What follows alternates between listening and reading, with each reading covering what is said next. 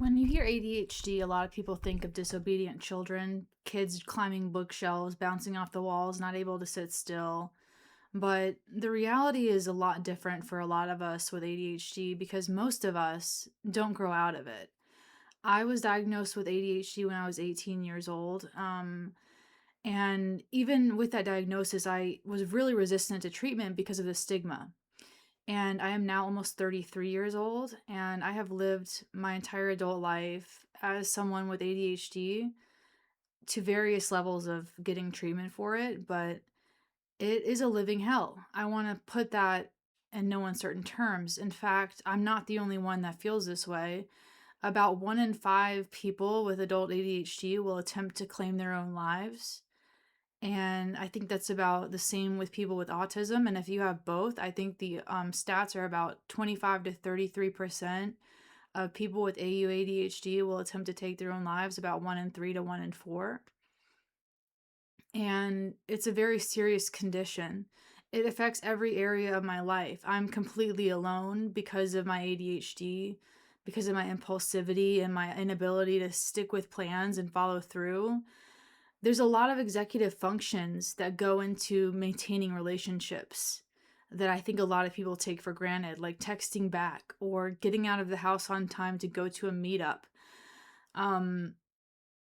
Remembering to your friends' birthdays and stuff like that. It's just a lot to remember, and it gets to a point where you almost don't even want to try because it's like it's just another arena for more failure. It seems like relationships are just another arena to be not good enough and to fail. And it's not like you're failing upward in terms of like, how entrepreneurs and athletes describe failure. It's like you're just failing for no upward trajectory, for no growth. These are not failures that you can learn from. These are deficits, these are limitations that are not going to change. And I have tried almost everything in the book: cognitive behavioral therapy, dialectical behavioral therapy, neurofeedback, transcranial magnetic stimulation, stimulants, Adderall. I've gone into the rainforest and I've gone to a witch doctor. I mean, I've done so many crazy things. I've literally like gone to different time zones and left the country trying to fix my brain. And I've had to come to the conclusion after a long journey of grief that I am not able to do that. And I think that my parents probably came to that realization before I did, that I'm just not able to function like I'm supposed to in this society.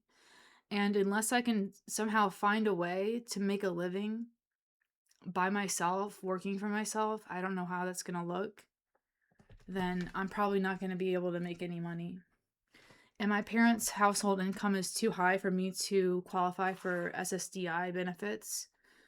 So because I live in a nice neighborhood with my parents, I can't claim or go for disability benefits or food stamps for that matter, which is fine. I don't really need them, I guess. It would just be nice to have some other way to pay my bills, because right now my mom's paying for it from a fund that my dad left when he died. And that's not bottomless or anything like that. So it's just a feeling of constant stress, of treading water, and of drowning. I feel like I'm in this activation of stress mode all the time, even though I'm not really doing anything. It's so crazy to be overwhelmed, but also have no ambition to change it. I feel overwhelmed to a point. It's not that I don't want to have any ambition to change it, it's that I don't know where to start. It's like I get into these spirals where I can't find my car keys. And the reason I need my car keys is so I can go buy toilet paper. And then I go into the bathroom and I'm like, oh yeah, I also need to buy this. And then I'll go to the bathroom and realize there's not any toilet paper. And then I'll realize that I forgot to keep looking for my car keys. And then I'll be like, oh, I have to get the shower clean. And then I'll be like, why haven't I taken a shower in a couple of days? Oh yeah, because it's flooded and I need to go to the garage to get the pliers to pull my hair out of the drain. And then I'll go downstairs and be like, wait, where are my car keys? Wait, where's this? And then it just comes this spiral. It's like one thing leads to another. It's almost like there's this really great scene from Malcolm in the Middle where I think the dad basically is in this ADHD spiral where he can't get anything done because of one thing that leads to another thing that leads to another thing that leads to another thing. And it's like one incompleted task, one lost key leads to this death spiral. And I get stuck in those death spirals quite a bit. It's one of the reasons I can't live independently. And it's very humiliating. I feel demoralized all the time. I feel ashamed of myself. As someone that's never met milestones on time, it's really hard to be that person that is the one that's always delayed. I wonder what I would be like if I didn't have ADHD, if I would just be taking my life for granted, working at an office somewhere, not questioning anything. I'm sure it would still be very difficult because life in general is difficult. But at least I would have a life that would be mine and that I would be able to have a job. I have a hard time completing things. I never completed university. That's a big one that I never completed. I feel terrible about that. I have so much guilt over giving it the old college try and then having it not work out. I switched majors so many times. I wish I could just go back and shake myself. I wish I could just go back and guide myself, honestly, because I just didn't know what I was doing.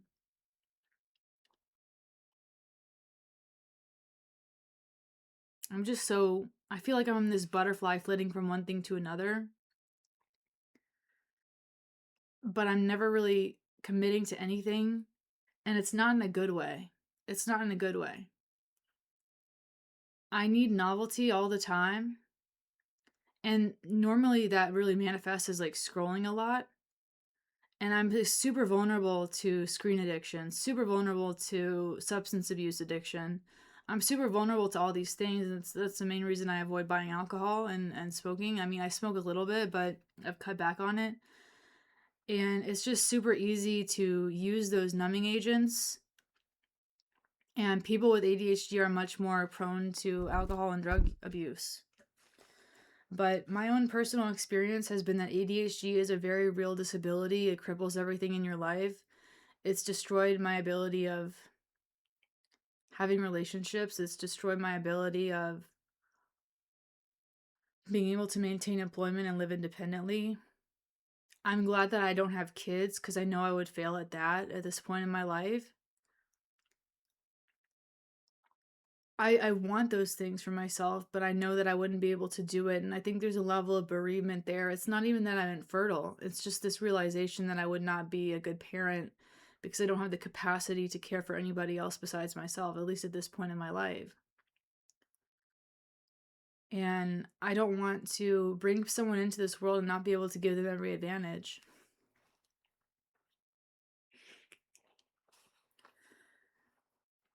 I don't know if you guys relate to having an invisible disability or a learning disability. Maybe you have dyslexia, maybe you have bipolar or schizophrenia. I know some of you have other disabilities as well. But I haven't really met anybody else in my life that has ADHD that's so severe that they've wanted to end their life. I've never had anybody else in my life that really understands from a lived experience how severe it can be in terms of like how you feel like you have no control over your own mind, how you have no control over your own focus. It's not that I have a deficit in attention, it's that I don't have a filter on what to focus on. I can't lock in. And I feel like a lot of self-help stuff is geared towards neurotypicals. And it leaves us neurodivergents feeling pretty excluded. I know I went on a self-help kick like a lot of people do, and I just found that I couldn't do the 1% every day type thing. I couldn't do the kind of recommendations or apply what they were talking about in the books because it just didn't apply to my brain, and that just leads to feeling more and more like a failure. And then everyone says, don't say you can't do it. You're going to speak it into existence. But at some point, it's not speaking it into existence. It's just a matter of fact. And the fact that people say that it's because you spoke it into existence are just gaslighting you. They're blaming you. I hate being a highly sensitive person that has a very low threshold for overwhelm and stress. It just seems like it doesn't take much to stress me out. I'm not a very good problem solver under pressure or in any way.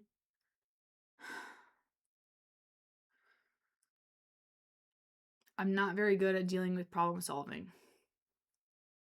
If there's an unexpected issue, I spiral almost immediately. Like, I'm serious. Like, my laptop collapsed a couple of days ago. I had to get a brand new hard drive.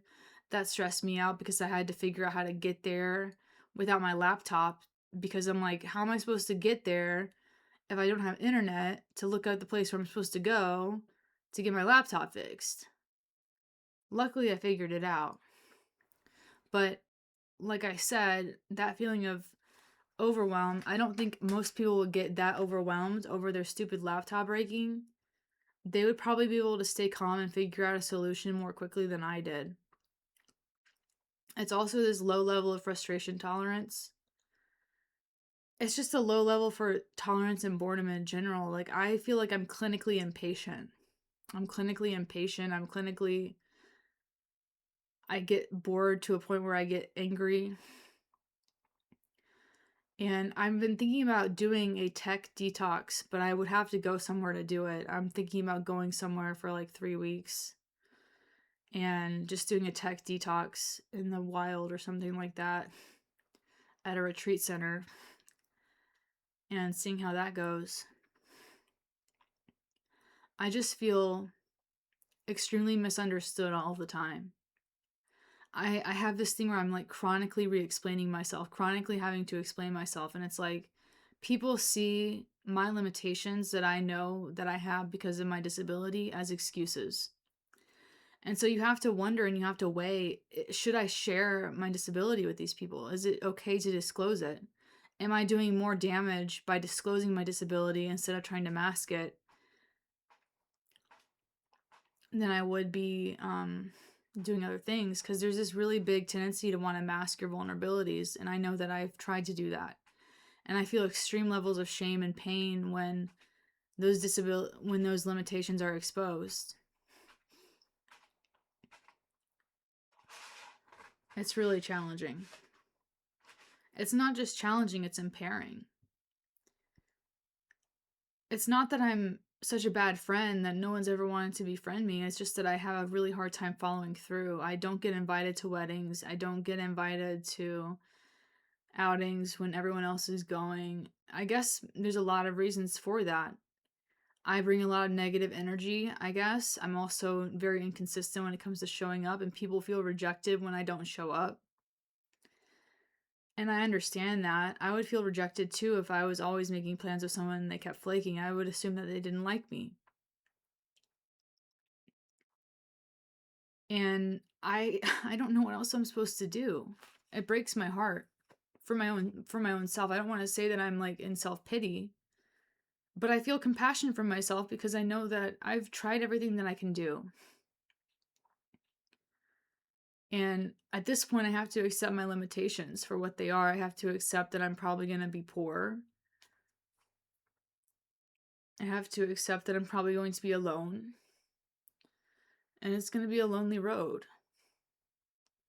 I have to accept that the only way that I'm really going to find people to understand is if I'm paying for that level of understanding professionally.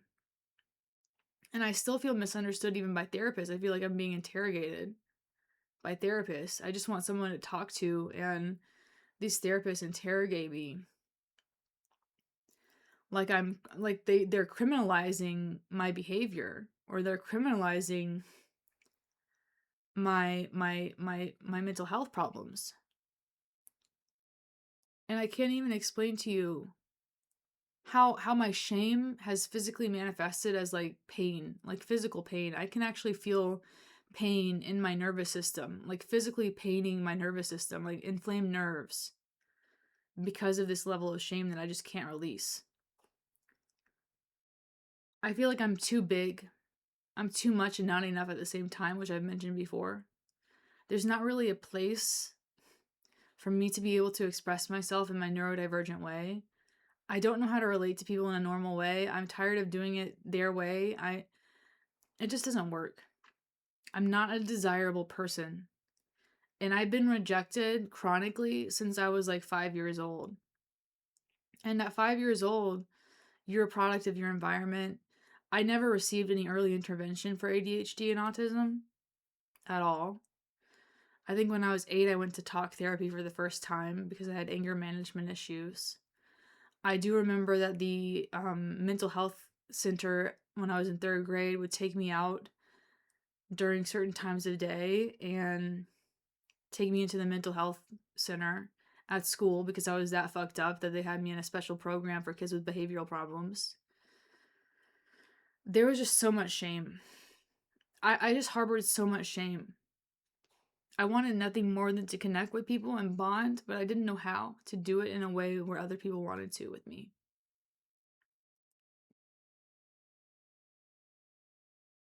And I still don't. I never learned how. No one ever really taught me how. It never stuck if they tried. Maybe they did try, I just don't remember. I don't want to say that no one ever tried to teach me how. I just never understood it. The chaos in my mind would block out the nuance of the social cues that I was supposed to listen to. I was a very physical kid. I was very active. I was a very much a tomboy, playing in the woods all the time by myself. And then everything changed when the Fire Nation attacked, which was when I went through puberty. Of course, I went through it as late as possible.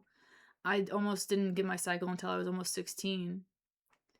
So I was mentally delayed and biologically delayed too. And everyone else is like hitting their milestones on time. I couldn't even relate when everyone was 12 years old talking about their period. I was over here like, I've never had one. And I was always just that way, just never fitting in. And there's so many people that tried to be my friend looking back, but I just didn't want to. The overwhelm of like thinking about anticipating what I would have to do to maintain that friendship, I would just reject them outright. And I feel bad that I would reject these people outright. Mostly because I didn't want to be rejected down the line. I didn't want to go through a friendship breakup because I just knew that that would derail me and I just didn't know how to deal with all that. I'm so sensitive that going through a friendship breakup is so severe that I just don't want to deal with it. So I just avoided friendship in general. I went through like a couple friendship breakups when I was younger, and those were terrible. Friendship breakups are just as devastating as like real breakups. I never know where I stand with someone. I'm always afraid that either I'm reaching out too much or I'm not reaching out enough. Like I said, it's never the right amount.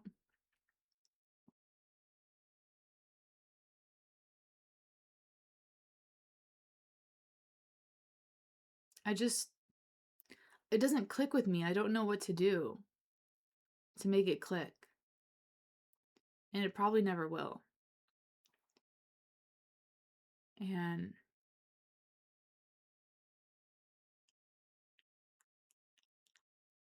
ADHD is a severe disability.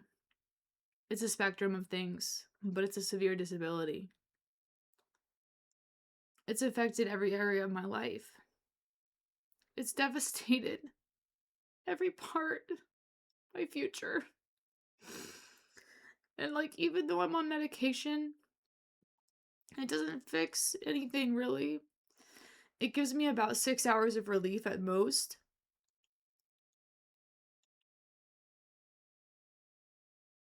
And I'm afraid to ask for more medication. I'm afraid to ask to increase my dose or ask for a stronger medication because I don't want to be seen as drug seeking. But the dose that I'm on now is too low. And I just saw my psychiatrist and I was too afraid to even ask her. So even advocating for myself in that way is tough.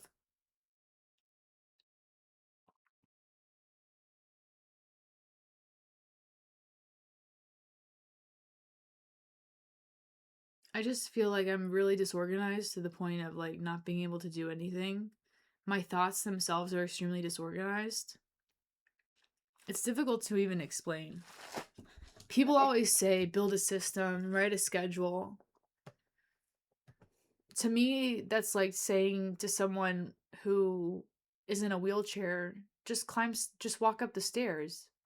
The answers you seek are at the top of the staircase. People are like, just build a schedule, just build a system. Like, I'm basically a quadriplegic and you're asking me to walk up the stairs. It's simple. It's a very simple action.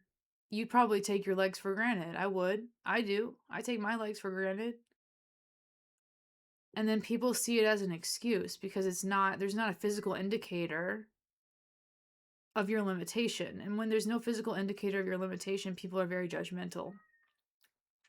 And what's interesting is that I feel like I have a lot of empathy for people who have limitations to the point where I will make excuses on their behalf if they're doing something to harm me. Like, I've been friends with people who were in active addiction, for example, and I would make excuses on their behalf as to the fact that they couldn't control their behavior. And I would really have compassion for a lot of the behaviors in addiction that people wouldn't tolerate, like lying and stealing and stuff like that. Because I'm like, I'm no better than them. I didn't see myself as above them because I was sober. I'm like, I have mental health problems too. This is the best they can do with what they have. They're doing their best. I would always think that people were doing their best. I would tolerate harm from people because I felt that, like, I myself have caused harm from my mental health problems, even though I don't want to. So because I feel like I've caused a lot of harm in my life and to other people, I tolerate harm in my relationships. Because I feel like everyone has something that's wrong with them. Everyone has some sort of limitation. And it's hypocritical of me to expect people to tolerate me if I don't tolerate everything. And so it gets to the point where I just tolerate mistreatment. Or I see the good in people when I should be setting boundaries.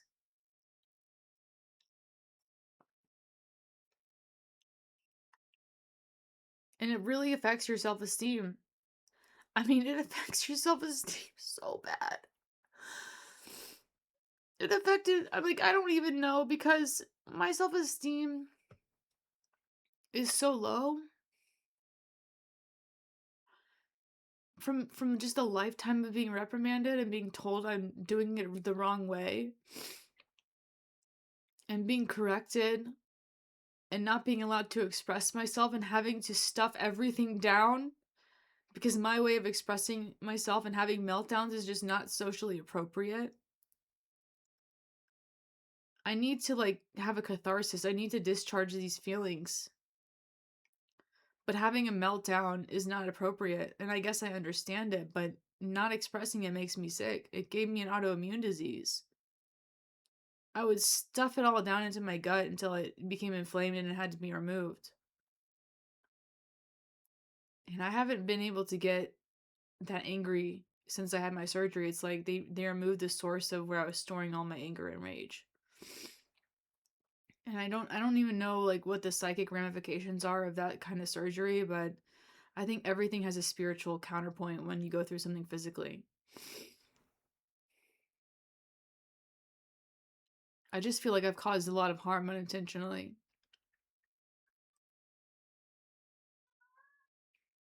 And I feel like a burden a lot of the time. And I think one of the most harmful things that I almost ever did was in my life. But when when you're in that state, you feel so worthless. You really do feel like the world is better off without you. Because you just can't function. And people think you're doing it on purpose. People really think that you can help it.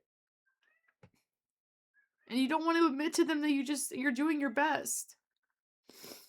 And then when you tell them that you're doing your best and they say that you could still do better, it's like you just want to collapse. You just want to collapse because it's like there's no acknowledgement of, like, the struggle.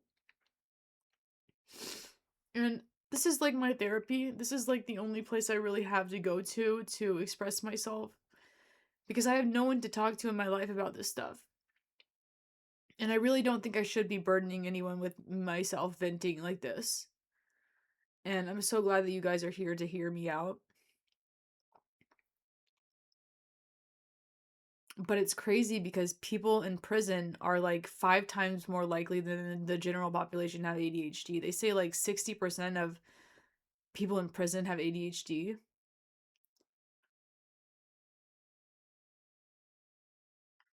ADHD is environmental, ADHD is genetic. There's a lot of environmental factors that go into it. Having a parent in active addiction can it contribute to it. Being raised by a single parent can contribute to it. And in the end, it's a combination of things. It might even be PTSD in certain cases. A lot of ADHD symptoms have overlap with complex post traumatic stress disorder. I used to be so dissociated. Maladaptive daydreaming was like my only escape, my only thing to look forward to. And I have a hard time doing that now because of my medication. And I used to escape into video games. I used to have a life for myself in these games. And I guess it just got to the point where, like, that wasn't enough. Like, I needed real friends. And I know that you guys are my real friends. A lot of you have reached out to me and talked to me and stuff. And I appreciate you guys. And I know I'm like the worst at reaching out to people. I just want you guys to know that please don't take it personally if I don't always reach out to you or if you call me and I don't answer. Like, this is something that I really struggle with. Prioritizing things, having things interrupt my schedule, and then I don't know. It's one of the reasons I don't have friends is because I don't answer people's calls and I don't call back. Point blank, period. And I don't want to use that as an excuse. I'm just asking for like grace and mercy because if if I was good at that, I'd probably have a lot of friends. Because there's been tons of people that have wanted to be my friend in the past. And some of you are probably some of those people. And because of my avoidant attachment and whatever else diagnosis you want to give me, whatever label, I'm just in the habit of not responding and of withdrawing and not and having this one-way conversation where I'm talking into the void and people are reaching out and then I get anxious because I'm like, "Oh God, like this is going to go wrong. It's going to cause drama down the line." I anticipate the worst when people are reaching out to me. Um because that's what I'm used to, I guess. And I know that I'm really thankful for you guys for reaching out though. But ADHD is very lonely, especially since I don't think that I'm a natural introvert. I don't think that I'm a natural introvert at all. I always have desired people. I've always desired to be around people, and I feel energized when I'm around the right people. But I'm also afraid of interacting with people that will just bring me down, and I feel like I give off this beaten puppy vibe, you know? Like I feel like I'm always like flinching, like I'm always ready for like that next blow, the next shoe to drop, you know? And people can sense it. They can sense that I'm overly apologetic. They can sense that I'm in a defensive stance, I guess. I'm in defense mode, to use a Yu-Gi-Oh term. And something about me, you know, I just give off insecurity, I guess, or disinterest, or I really don't even want to know the truth. It's too painful.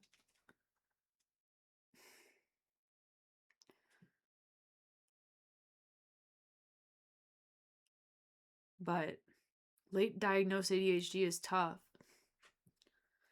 And I don't really blame my parents because back then it was tough to diagnose girls with ADHD. There was a lot of sexism in the neuropsychiatric community. And I think my parents did consider putting me on medication when I was 8 years old, but they opted out of it because it was new and they didn't want me to be a zombie. And I appreciate that they did that. I think that they really believed that they were doing the right thing by not putting me on medication. And maybe they were right. Maybe they were right. Maybe putting me on Ritalin at age 8 was the wrong move. It's not a magic pill by any means. I still barely even feel it when I take it.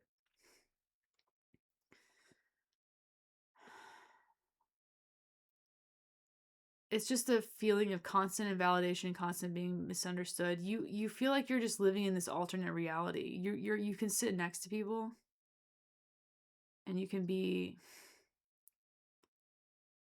You can be in the same room as them, but it's almost like you speak a different language.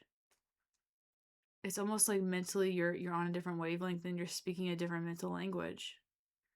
And no amount of living in this world has ever made neurotypical life ever make sense to me in a way where I feel like I'm fluent in it. It's always felt like a second language to me. And in that way, you always feel like a foreigner in your own country. And I know that I'm not alone, but it's very difficult to find people like me to connect with. Probably because we're so disorganized that it's hard to like find where each other are. You know what I'm saying? Like, for the same reasons that I have a hard time making friends, so do other people with ADHD. And that's why we have such a hard time finding each other. I have such a deep desire to meet people in my community and online and in person, especially that have neuropsychiatric developmental issues.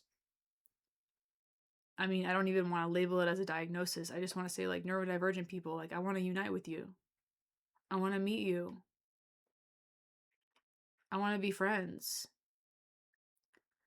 I want to connect with people in the community and become involved with other people that have these problems. But I really don't know where to go. I want it to be people my age. I want to be around people my age, like within 5 years up and down, I guess. Like, I would say between 25 and 35 in terms of age. I notice that when I go to community support group meetings, a lot of the people are like my parents' age. And I'm really interested in like connecting with people that are my age, like between 25 and 35. And I know that a lot of you guys here are that demographic. Most of you are.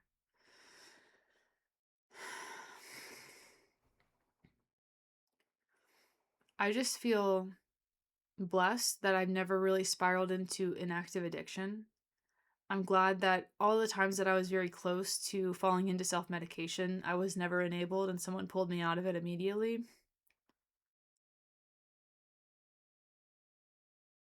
And I think a lot of that has to do with environment.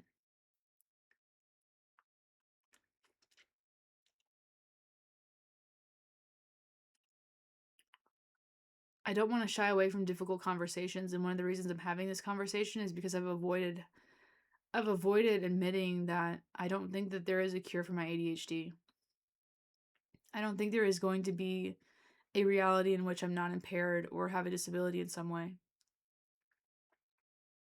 That's not to say that I'm giving up. That's not to say that I'm just going to lay down and take it. But there is something called catatonia, and I've become catatonic in my past where I didn't know where to start because of the ADHD spiral that I mentioned before. And this ADHD spiral, I mean, it's not cute.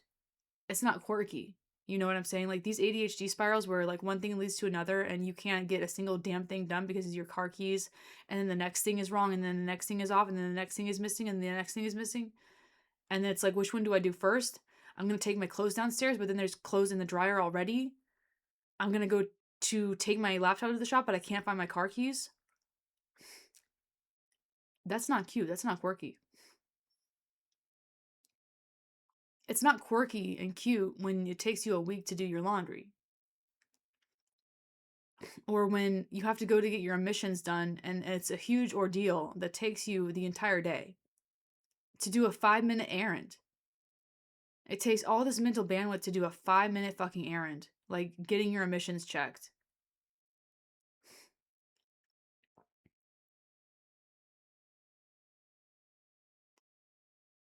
And I wanted to say that these spirals can lead to eviction.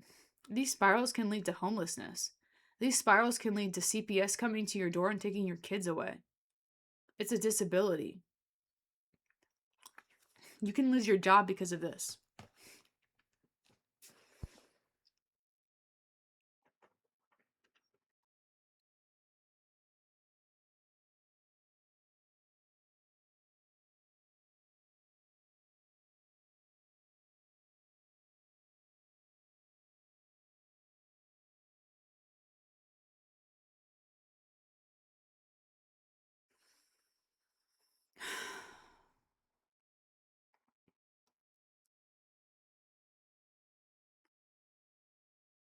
I've lost my job because of this multiple times. I know this from personal experience that if I didn't have a safety net, I would be homeless. And that's really scary to feel like there's these you're dangling over this shark pit.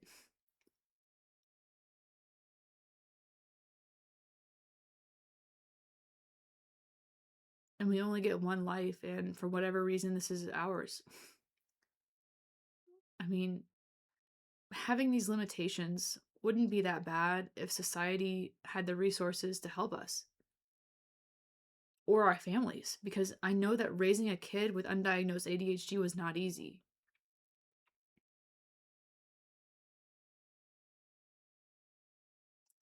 Being a caretaker to a neurodivergent child is isolating in and of itself. You share the isolation that your child goes through because when your child is getting rejected by other kids, you by proxy get rejected by their parents.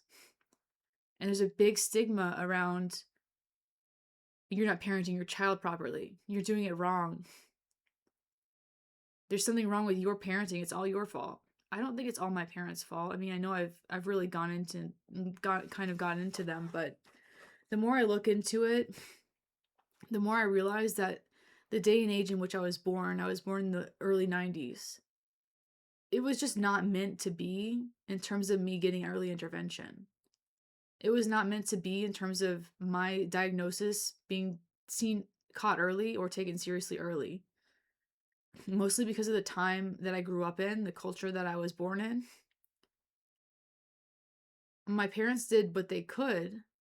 They signed me up for anger management classes when I was like 6. I started doing talk therapy by the time I was 8, but they didn't know anything. What were they supposed to do? Google it, go to TikTok, go to mental health talk, go to neurodivergent talk and look it up. Like they didn't know that. There was no online community back then. All you knew was like what you saw on Dr. Phil and Oprah in the Maury show. That was their resources. And so with that in mind, I give them grace for all that they've done to help me in the past. Like they retroactively tried to help me and they paid for my psychiatric hospitalizations after the fact. I don't know if this could have been prevented just because of the day and age that I was born into.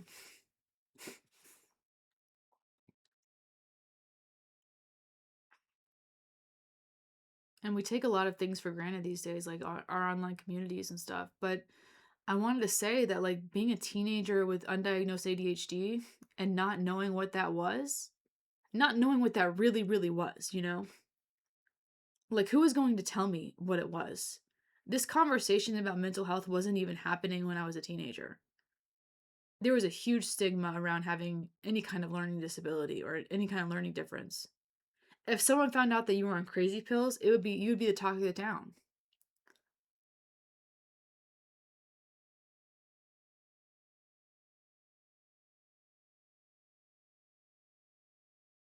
And I actually fell into that. I knew a couple people that were on medication for like bipolar and depression, and I was super judgmental about it. I was holier than thou when I was like 14 because I was just raised to believe that this stigma thing was legit, and I thought there was a reason that we should ostracize them. And I think a lot of it was projection. I didn't want to be the one that was getting witch hunted. And so I projected all of that onto people that were open about their mental health problems. In a day and age where it was super dangerous to do that, they were very brave. But I didn't want to get caught being related to that or being associated with that because of the stigma. But because I was so easy to trigger and I was so reactive, I got bullied a lot. And it was mostly microaggressions. And this is very interesting. It's not like I ever got punched in the face. I went to a high school in the suburbs where most of the bullying was not physical. I can remember on like 2 occasions in the 12 years that I was in school where I ever witnessed a fist fight. I'm serious. Like I witnessed like 2 fist fights my entire 12 years of school. That's because most of the bullying was psychological. People knew that if you punched someone in the face, their parents would press charges and sue you. And so there was a lot to lose in this neighborhood by behaving violently because you couldn't get away with it. You would be in court. But you know what you could get away with? Microaggressions, jabbing people subtly, backhanded compliments, passive aggression, manipulation, lying, exclusion. All of these are victimless crimes, it seems. All of these just happen under the radar, and the teachers can't do anything about it because it's really a cultural problem. And when it seems like the entire culture has ganged up on you and ostracized you, a lot of times the teachers will wonder what you're doing wrong, and they'll talk to you about how to prevent that type of treatment. And a lot of times their suggestions are things that you cannot control as someone with ADHD, like emotional outbursts and impulsivity. And I'm not saying that I'm not responsible for my actions, because I think that if I act impulsively in such a way that I break the law, I should be held accountable. If I act impulsively in such a way that I cause harm, I should be held accountable. But I didn't know that there was a way to deal with these things.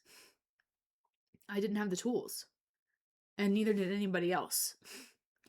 And I fear that it's gotten worse in schools these days. I fear that it's gotten much worse. I think that I was like one of the last students that got to have a real education in a public school system.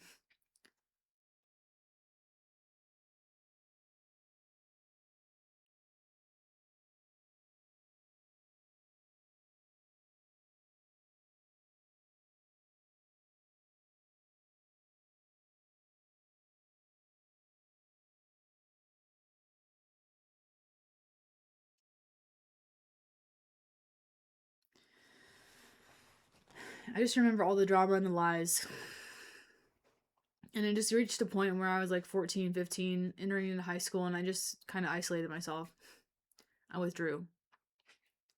I didn't rock the boat anymore. I didn't disagree with people anymore. I didn't rebel anymore. I was very rebellious as a kid. Everyone was like, oh, you better watch out when she's a teenager. She's going to be a handful. If you think she's bad at 8, just wait until she's 16. I remember those conversations happening behind my back. Like, I didn't know. They were like, oh, Shelby's going to be a handful when she's a teenager. Oh, Shelby's going to be a big rebel. Like, you're going to be in for it in 8 more years when she's 16. I turned 16. I don't even want to drive. I turned 16. I hardly even want to leave my house. I turned 16. All I want to do is play Neopets and Pokemon. And for whatever reason, I guess I just got beaten into submission and I just gave up. Learned helplessness. I have compassion for myself and all the criticism that I received because I was in this fog. It's really hard to explain, but I felt like I was in a fog. My nervous system was constantly activated. I was in a constant state of fight or flight or freeze, and I was mostly fighting. For the first, like, I would say 12, 14 years of my life, I was in fight mode all the time. My parents would tell you that everything was a battle with me. Getting me to put my shoes on was a battle because I couldn't handle the texture of putting my shoes on. I had sensory issues when a tag would be in the back of my neck. I had clothes that I would deem safe and unsafe. I had foods that were safe and unsafe too. And I've always been pretty skinny. It's been hard for me to gain weight because I don't want to say I'm a picky eater, but I'll try anything. I'll try anything once, but I do have texture aversions. And there's just certain things that I can't eat to this day.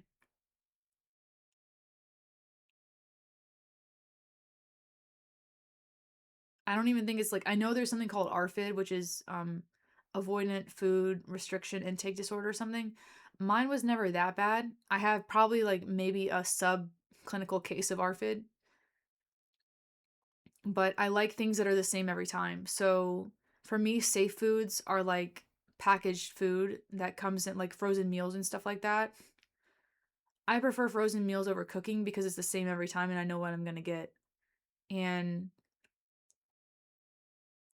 I remember like all these times I would plan on cooking homemade meals only to throw it away after I cooked it. Even after following the recipe, just because I just didn't like the texture, I didn't like the flavor. There's just something about cooking it that leaves too much up to chance, I guess. There's some, like, a couple things that I can cook for myself, like steak I can cook for myself. But when it comes to, like, anything with multiple ingredients, I prefer having it in a frozen meal, already cooked. My favorite brand is Amy's Frozen Meals. They're expensive too. I know there's other cheaper brands like Healthy Choice and all that. But yeah, I prefer like meals that are already prepared because I know what I'm gonna get. And I used to really depend on fast food for that. And recently, Wendy's changed my favorite order, and they changed the recipe to my safe food at Wendy's. And I remember having like this conniption where I was like biting into the number 6 combo from Wendy's, and I'm like, I'm not getting gaslit right now. This is different. Like, what did they do to my spicy chicken sandwich? And it turns out they upgraded it and they completely wrecked it for me. I mean, I'm done with that. I can't have it anymore. I still like the spicy nuggets, but I'm so sad that I can't have my number 6 combo. Like, I went through a bereavement just recently when Wendy's changed the number 6 combo, bro. Like, I'm like, I was like sitting in my car. I'm like, am I this autistic right now? Like, I'm about to cry over some fast food chicken. Because like that was my safe food. Like, I have associations of safety and like happiness related to that recipe. And now it's like forever changed. Like, to me, like that's a level of bereavement because I can't access that sensory memory anymore from eating that food. Like, there's a lot of good times that I had eating that food, like with my dad and stuff, who's dead now, by the way, and my grandpa. I ate that food with my grandpa and my grandparents, and there was good associative memories with that, and now it's gone, and it's like, so are those memories. It's like really bizarre for me because I would get that meal like every Tuesday.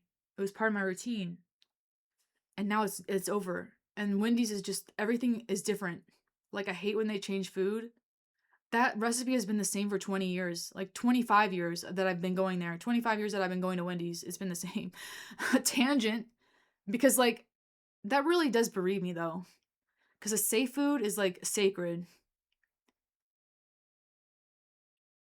I just have like a memory of every single time I've eaten that sandwich, like in happy times. And it's always been like a friend to me. That's a really bizarre tangent for me to go on there. I'm so sorry that you had to hear that, guys. Maybe you guys relate to somebody like fucking up a recipe or like changing it. Like, they put pickles on it, the bun is different, the tomato is not tomatoing. Like, it's just weird. The chicken is the different texture. It's not the same sandwich. And they're calling it an upgrade, you guys. They're calling it an upgrade. I am bereaved.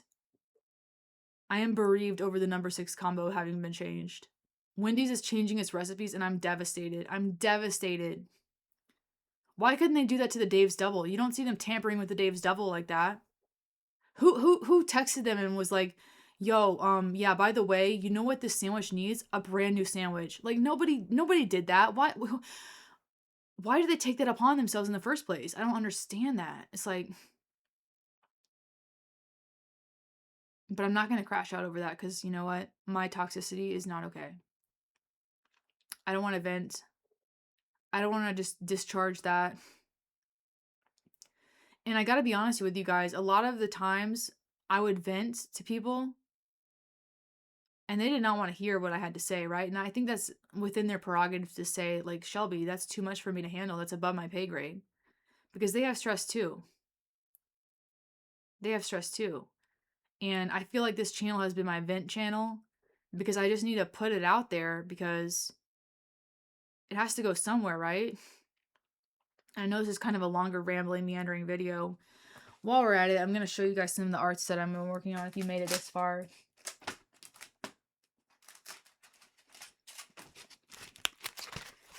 If you made it this far, I'm going to show you some of my art.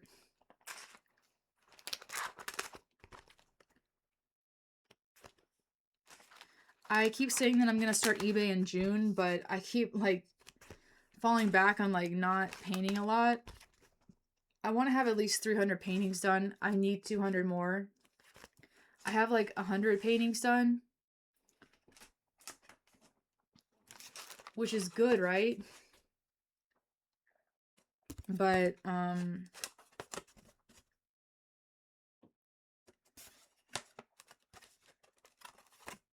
little update on my art is that I've been working like crazy on it, but I didn't paint it jack shit yesterday.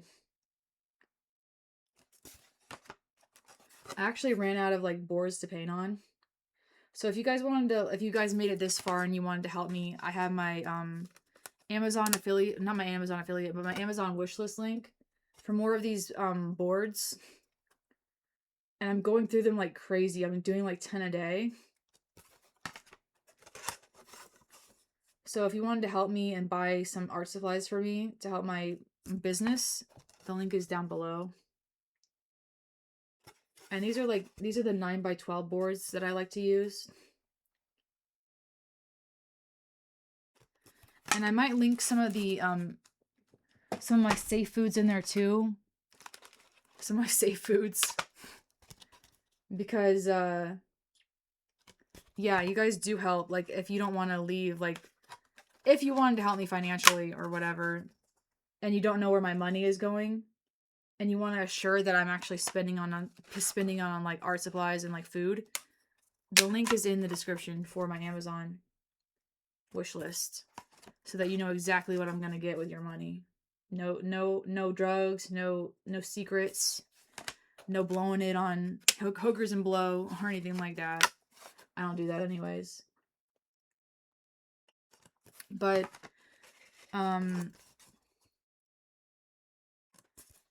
as you can see, I've like gone through a lot of these.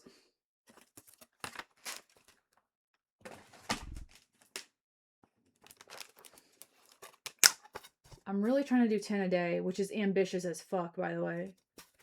It usually amounts to more like 3 to 5. I didn't do anything yesterday though, because I don't know why. And then today I just didn't sleep at all. And I think that my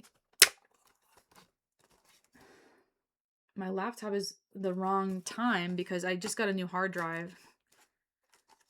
And all the videos that I had saved up on my hard drive are now deleted, so I don't have any backups of my videos anywhere.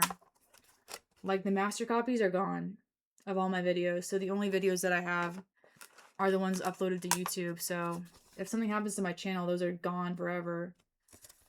Because I asked the guy at the laptop store, what happened? Like, did I get a virus? And he said, no, it's just like your laptop is a 2018 model, and normally they don't last that long, the hard drives. So my hard drive just died, bro. I had to get a brand new one. And that was $250. Just in time though, because my Etsy payment. Oh, speaking of that, my Etsy payout had just hit my account, and I was like, I'm not used to having a couple $100 in my account. This is too good to be true. And then my laptop just decides to unalive, and I'm like, oh, that's pretty on brand. That's on brand, because I was like, wow, there's like $350 in my account. What? And then as soon as it clocked to my brain, I was like, I'm about to put some into my savings account. Whoa, I'm going to be able to save some like $100 or $200 this month. Just kidding. JK, $275 bill right on time. Just in time for me to almost have $400 in my account at once. We had to nerf it. It had to go back sub 100.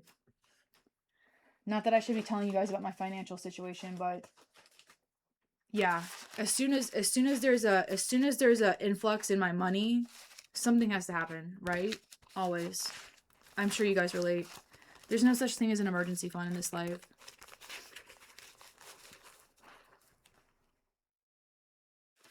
Did I show you the Pikachu? I think I showed you Pikachu, right? Pika.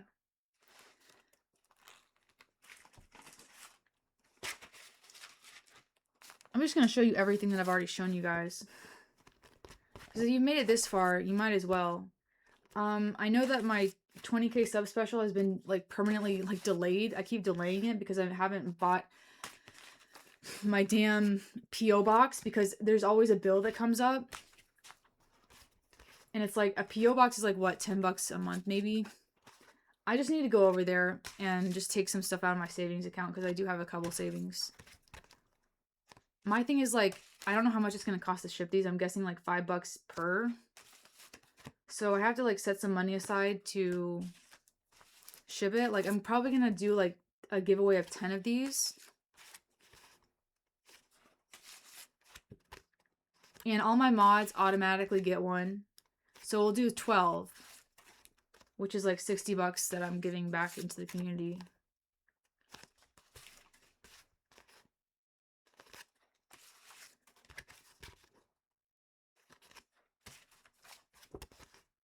I can't believe I've been yammering on about ADHD for like an hour. So insane. I normally only do that for like streams and stuff. You guys probably didn't watch the whole thing, but if you did, this is your treat for watching it to the end. All my art.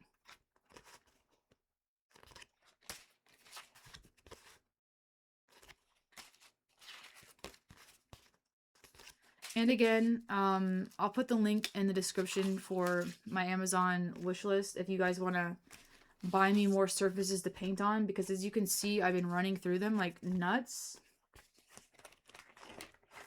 Like nuts. Like crazy world.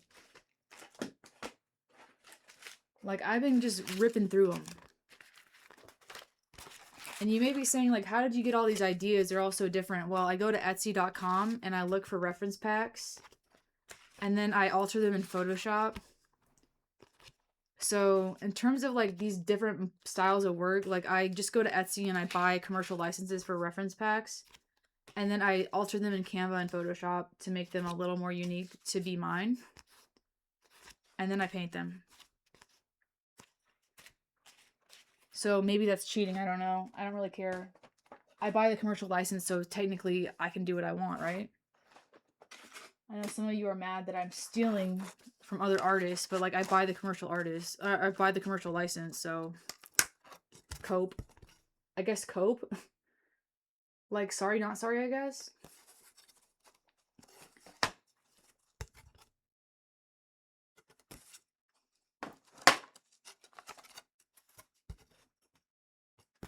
That's my sister's cat. These are my sister's cats. And look at this. Who is it but Charles? Charles.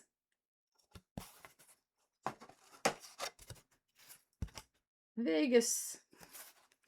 You guys never got to meet Callie, but this is Callie. She passed away before I started this channel. She was a really sweet cat.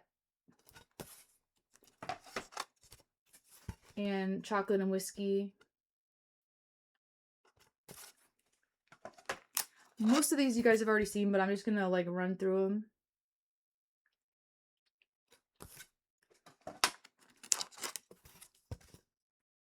I really like how this one turned out, the cheese and the whiskey. Charcuterie board or whatever. And this one is like a lemon spritzer with some shrimp. These are really good. I have a couple more of these that I'm gonna do. These are from a reference pack on Etsy. That was like somebody else photographed it. And I just put a Photoshop filter on it to make it look like a painting. And then I just kind of use that as the reference. So it's like, people are like, you're copying this and that. I'm like, I bought the commercial license, so I don't really see the problem in supporting people and buying the commercial license and then doing it in my own way, because I technically can do whatever I want if I own the commercial license. So cool. These ones are just dogs. Like, I don't have time. Like, the thing is, like, I'm gonna be doing eBay, and everything that I've read about eBay is all about volume. eBay is all about volume. And I want to get the volume. I also have some bigger ones that I'm going to put as buy it nows. Like, you guys have seen the peacock. You guys have seen that kind of thing. But I wanted to thank you guys so much for supporting me in every single way, even if it's just a comment. I know a lot of you have bought out my previous wish list. At least one of you did. Quentin. I hope you're watching this all the way to the end, Quentin. because you purchased so many things from my wish list that I'm super grateful for you. And I'm going to mention you again on a live stream just in case you missed this, probably closer to the beginning of the live stream. And I don't really know your YouTube handle, but I really appreciate you super much, a lot. I really like these ACEOs. These are my ACEOs. I counted them. There's like over 100 now. And some people got mad that I'm buying commercial licenses and redrawing them, but it's like I'm not doing this for other artists. You know what I'm saying? Do you guys want to see some of them? Besides, I feel like taking images that, like these are from a reference pack that I repainted. So I'm not claiming them. I bought the commercial license, so I get to do what I want. You're copying AI, you're copying AI. Like, okay. But you can't copyright AI. And I got the commercial license anyway, so I made them into something cuter.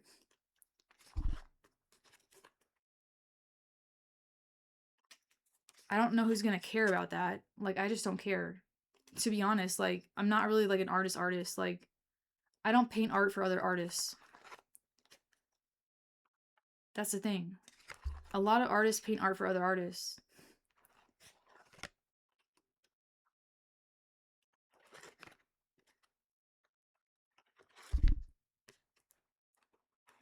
And that seems to be where people get tripped up.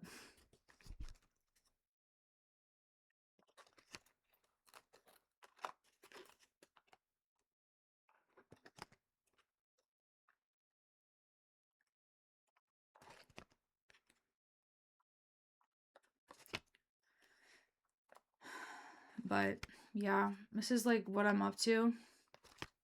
I'm probably gonna like show these again. I know I showed these at the very end of the video. And like this is an over an hour long video now. Like I haven't done one of those in a while. But I had to like just get a lot off my chest about the fact that having a disability is disabling. You know what I'm saying? And I've been in denial about having a disability even after my diagnosis for years because I couldn't really understand that ADHD is like a real disability. And I literally, in my mind, I believed that everyone else was struggling just as much as me to do basic shit. And then when I found out that they weren't through group therapy, I was shocked. I thought that the problem was that I just wasn't very good at pushing through all these obstacles as everybody else was. I wasn't as strong as they were at pushing through obstacles. But what was happening was that these other people just didn't have those obstacles to begin with to push through in the first place. So I was like jumping over hurdles just to like get out of bed and do stuff. And nobody else was doing that. And when I was describing like my day and what it takes for me to get things done, I had some people that didn't have ADHD be like, you have to do what? Like, what? We don't go through that. That's unique to you. And I'm like, I was jealous, but at the same time relieved.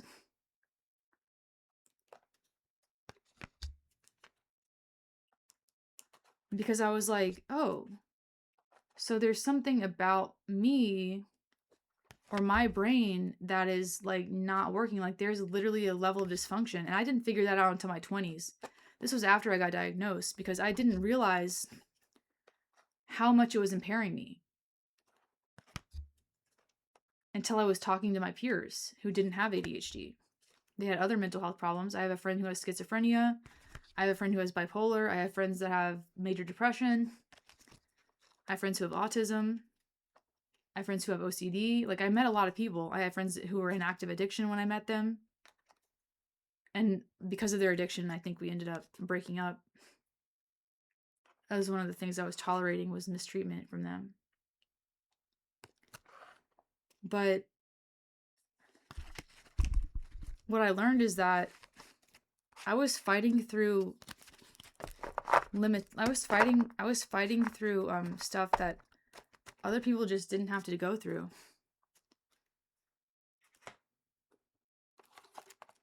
They could tell, like, the questions that I was asking, I was like, how do you filter out certain things? And they're like, oh, we just do that. I'm like, what do you mean you just do that? And I learned what self-regulation was at the age of 25.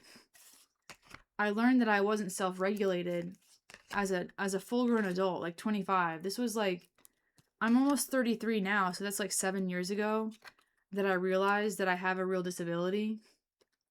And even with my autoimmune disease, I couldn't accept that that was a disability.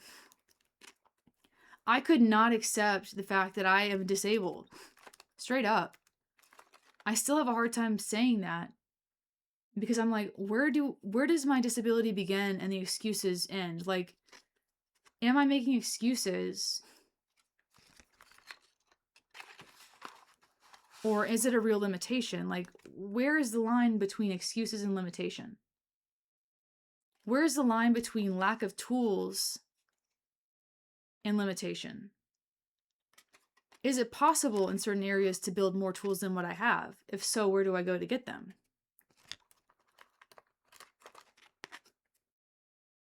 And at this point, I have a toolbox of things to do, but I always fall off the wagon, it seems, with my behavior. And I know that they say falling off the wagon and relapsing in terms of like addiction, but I feel like I relapse in terms of behavior.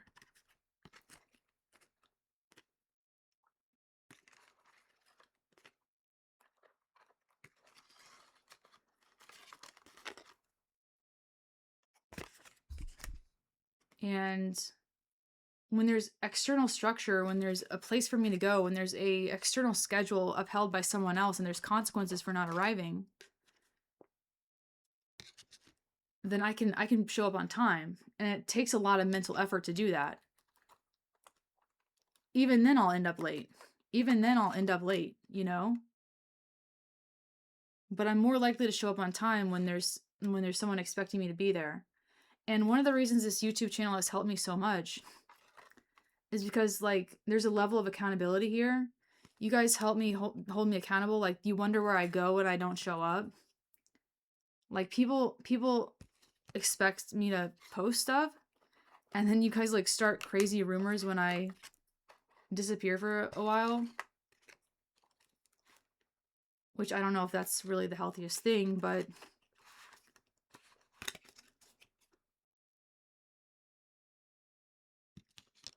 I think my ACEOs have improved. I think some of these are older ones. The ones that I'm showing you now are the older ones.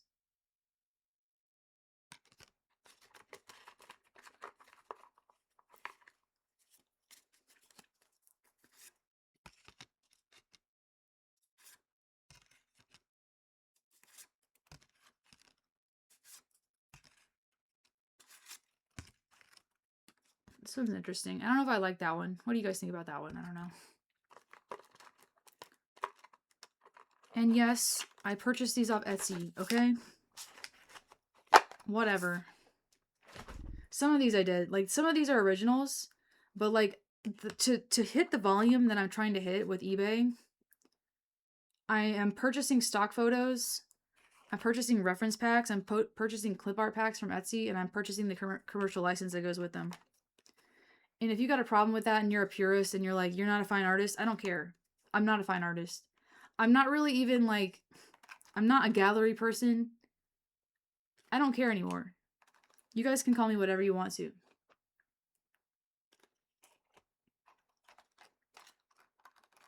If you got a problem with the way I source my images, whatever. I feel like if I just source them myself, then it's going to get redundant. And it's going to get repetitive and I'm going to run out of ideas. This one's interesting. I don't know. I put a crystal on that one. It's kind of hard to tell.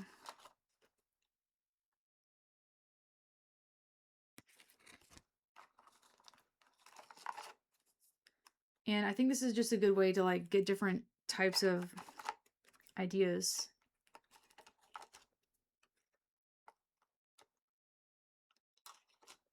Whether or not you agree. Because these ones Did I design them myself? No, I did not design them myself. Someone else designed them. And I purchased the commercial license and then I redrew it, which you're allowed to do. So it's like these little kawaii ones, I really like these. They're adorable. But I purchased them from another artist that drew them by hand and thought of the idea. Does that make me a criminal? Am I a criminal? I don't really care. I purchased a commercial license for it. These were originally drawn by hand. Someone else drew them digitally, and then I drew them traditionally.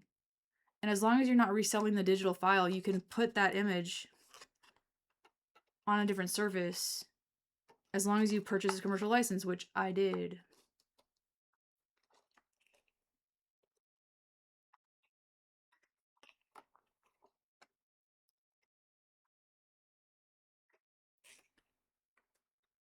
I think that covers it. I think my all-time favorite one, though, is this cat. This one turned out really well. It reminds me of Charlie because he always sleeps on my books. I don't know if I showed you this one.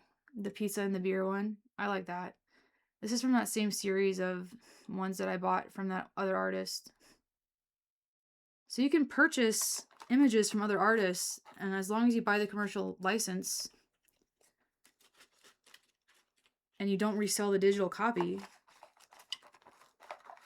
you can use that image because they're basically sharing the copyright with you. Because you have to buy it, but you get the point, right? Okay. Because I know some of you guys are like, oh my god, what a cheater. It's like, whatever.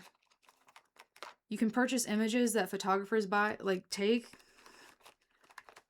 A lot of these are like from purchased images that, like some of the bigger ones that you guys saw, like the still lives and stuff, like photographers took those images, set up that still life. They did all the work for you in composing the picture, right?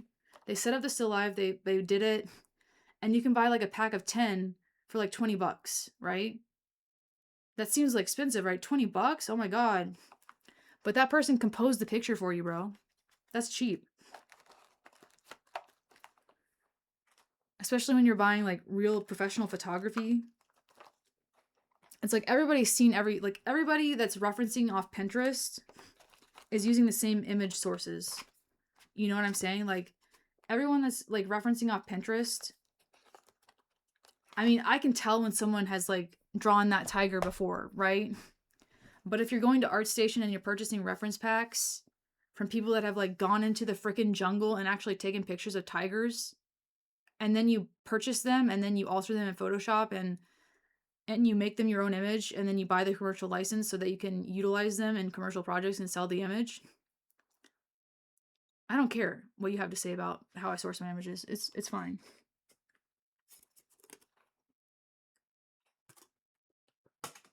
Nobody's getting shot, okay? Nobody's getting shot.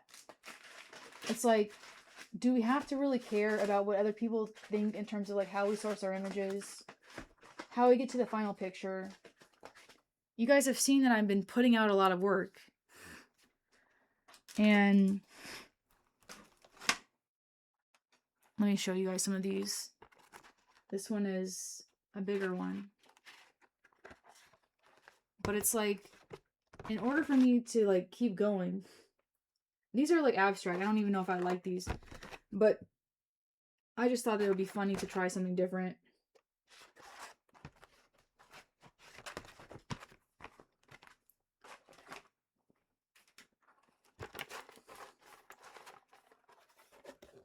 When it comes to sourcing images, I recommend Etsy, Creative Market, and ArtStation. You can actually hire other artists to make concepts for your paintings. If you're a real purist and you don't want anybody to use generative AI, what you can do to use this thing, because I know some of the images on Etsy are probably generated. I didn't really look that deeply into it. Whatever. You can't copyright an AI image anyways. But what you can do is you can go to artstation.com, or you can commission someone to compose thumbnail pictures for bigger paintings for you. You can actually like hire someone as a ghost designer for you. And these people will probably give you like 10 images for like $30. And each one of those paintings you could sell for like $10, make your money back. Plus shipping, of course.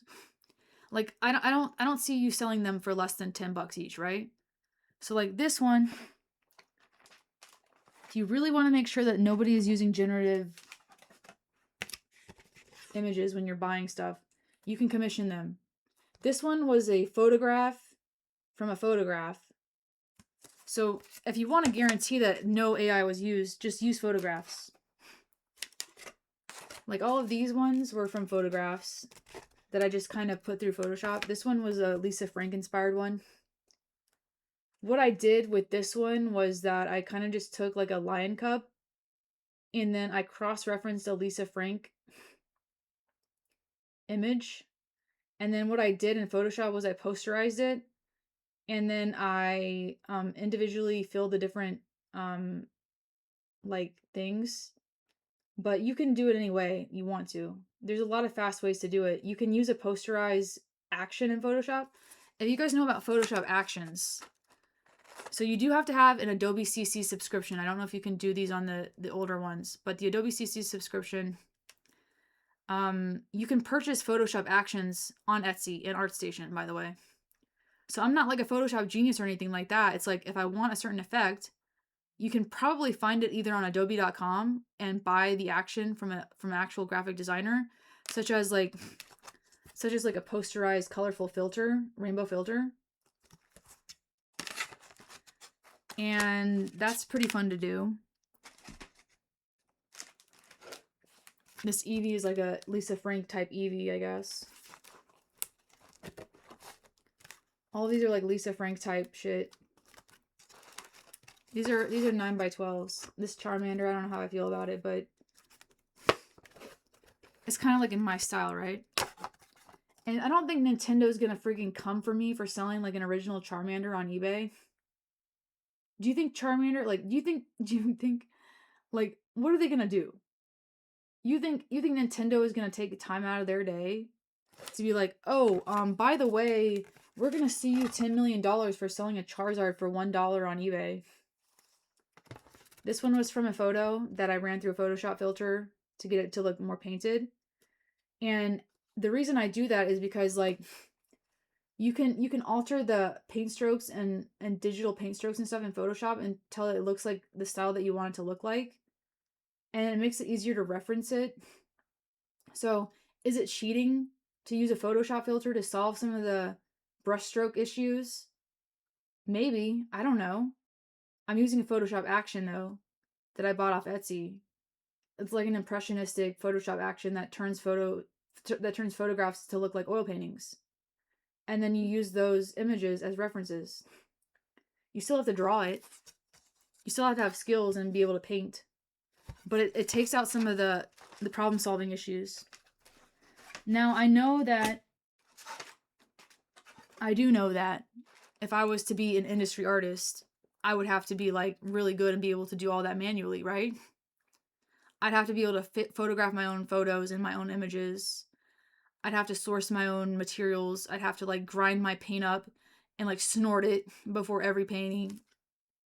Grind my paint up and snort it like I'm just doing a line of like straight cadmium yellow. Give me a break.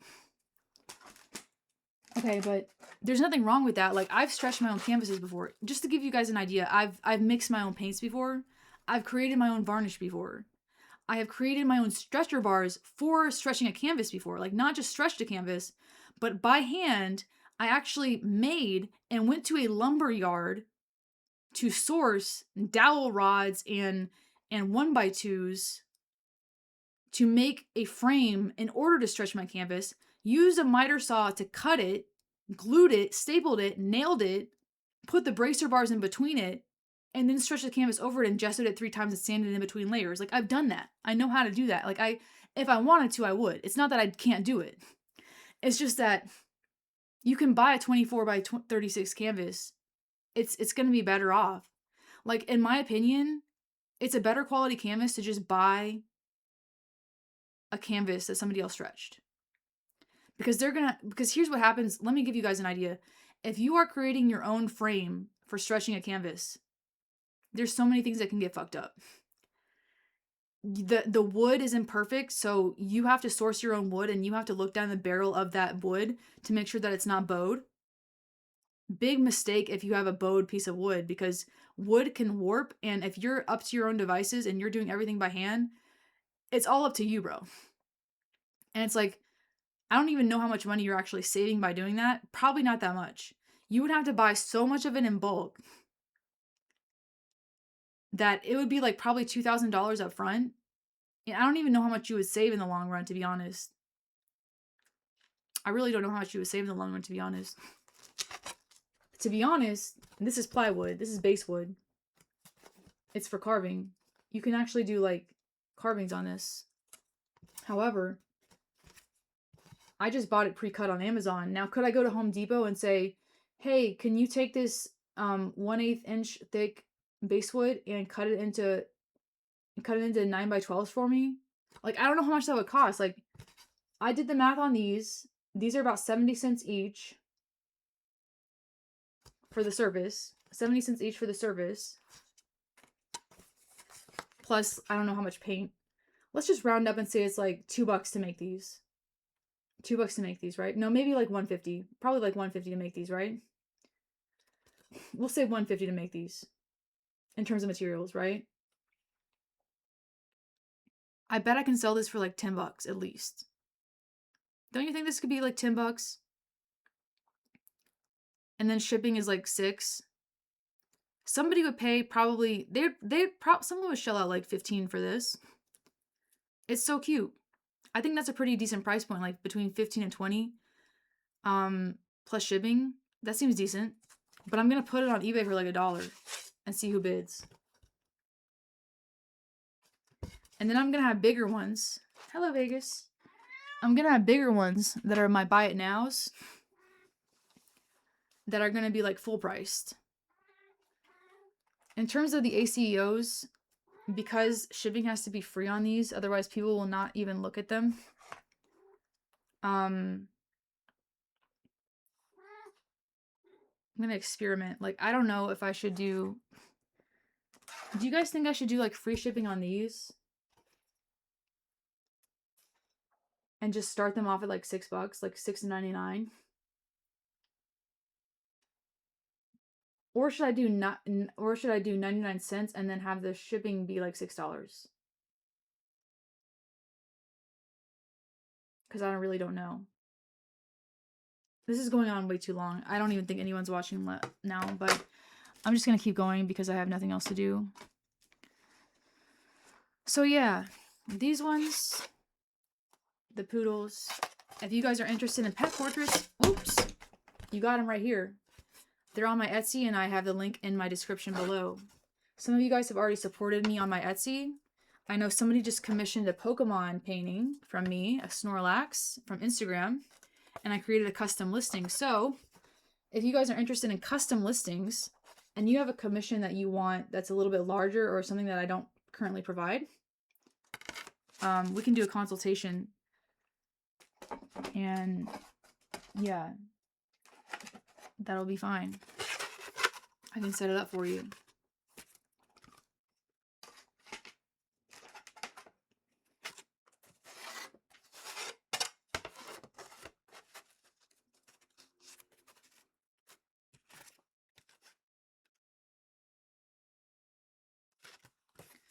So, my ADHD has told me that I can't do anything right in terms of the way society wants me to work.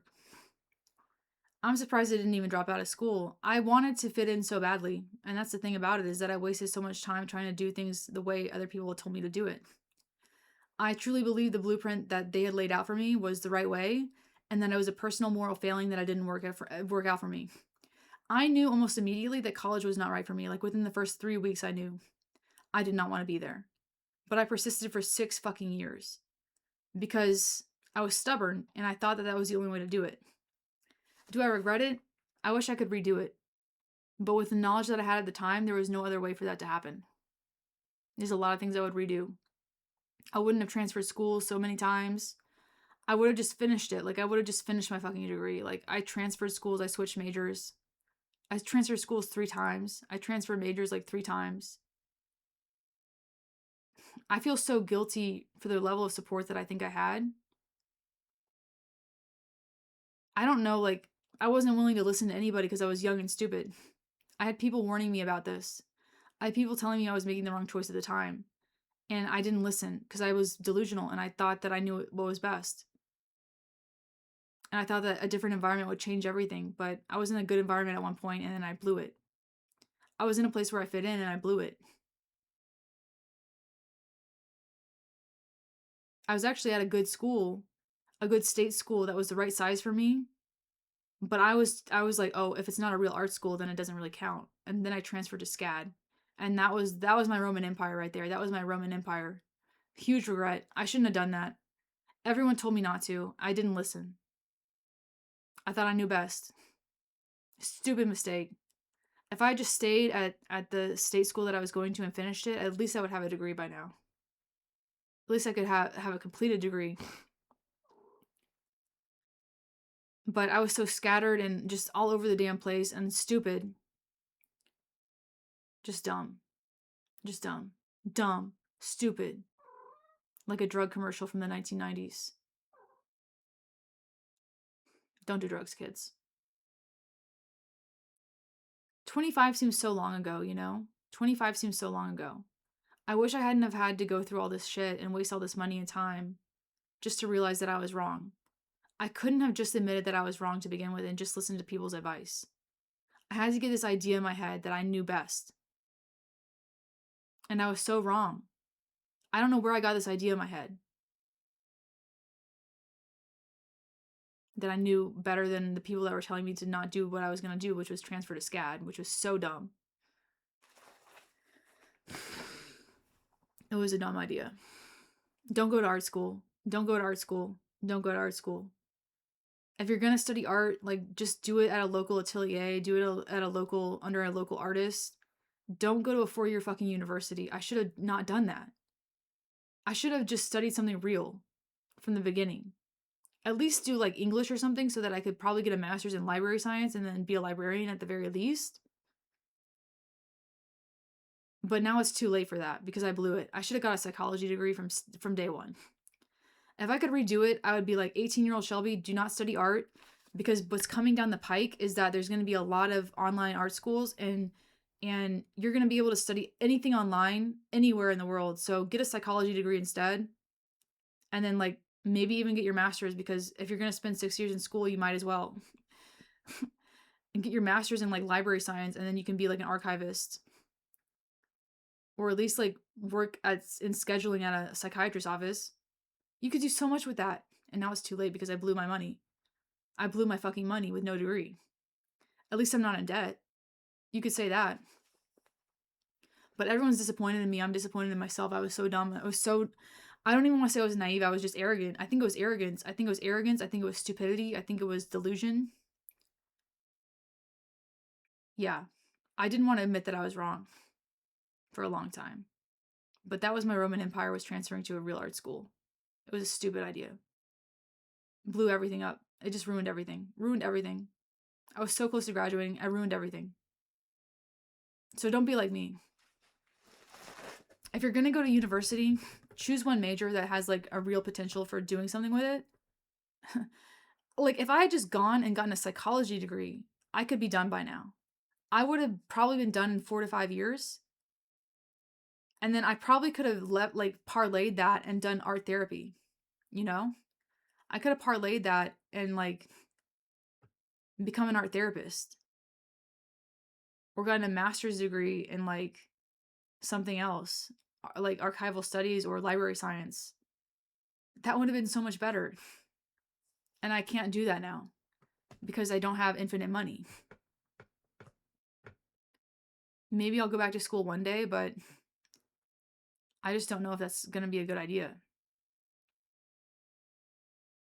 Maybe when I'm like 40. I don't know. I need to save up money. I don't want to take out a loan for it, you know? And I was done with my core classes. So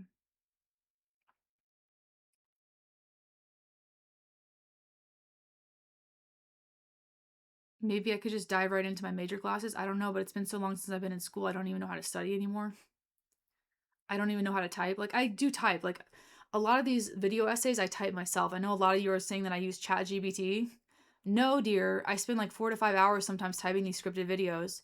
This one obviously is unscripted, but sometimes I spend 4 to 5 hours on a 10-minute video, which you guys never seem to watch. You guys like the unscripted videos better. But I do type and I write like every day. So I do have a writing practice, but it's been a while since I've written like a proper essay. And I had a nightmare the other day about school, like college, about showing up late and showing up and confusing my classes and not being able to get there. Like, it's so stressful. I still have nightmares about college.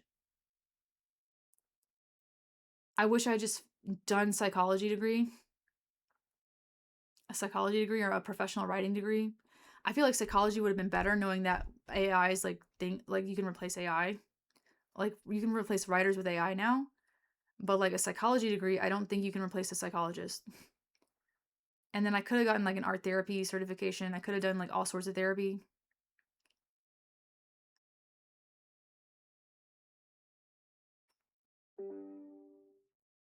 But now I blew it. And that's why I think it's so stupid that we send these 18-year-old kids, leaving them to their own devices. And maybe people did try to warn me and I just didn't want to hear it. And maybe they were afraid that they would be viewed as unsupportive. And now it's like they're damned if they do, they're damned if they don't. Like, everybody warned me that an art degree was a waste of time. But at the same time, I was like told like any degree, like back then, the mentality back in 2010 when I graduated was like any degree is a good degree. It's like they didn't really care about what the degree was in as long as you completed your degree, right? You can get anything as long as you complete your degree.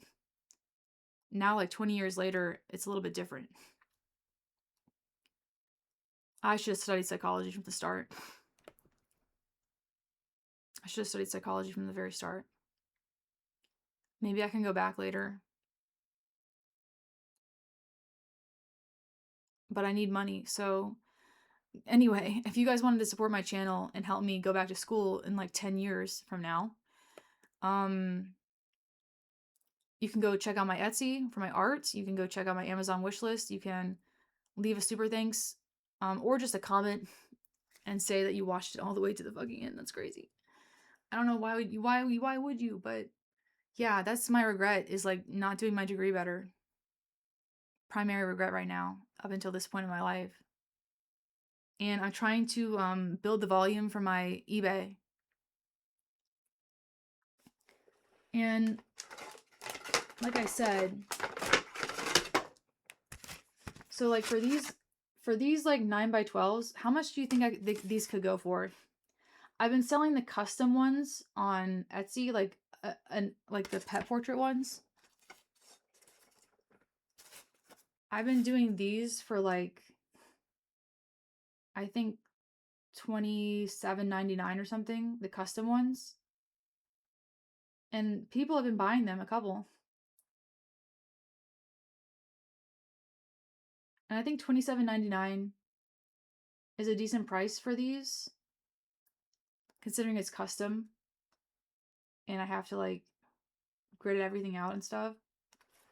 But because these are not custom and these are like originals, I was thinking like, I was hoping I could get at least like 10, 15 bucks for each of these. And then probably $5 or $6 for shipping on top of that. So probably sell these for like $20, including shipping.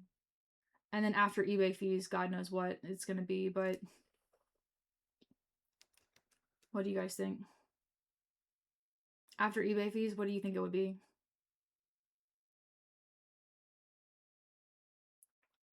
I don't know how much eBay takes. I think it's like 20% or something.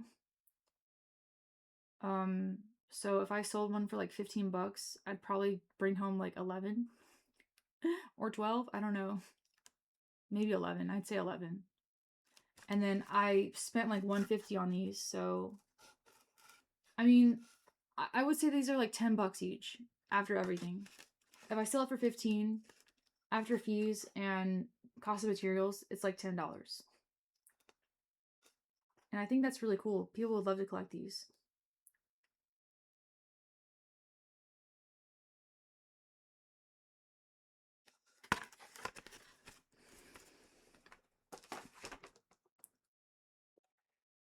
So my laptop is about to die because I was don't have it on the charger right now.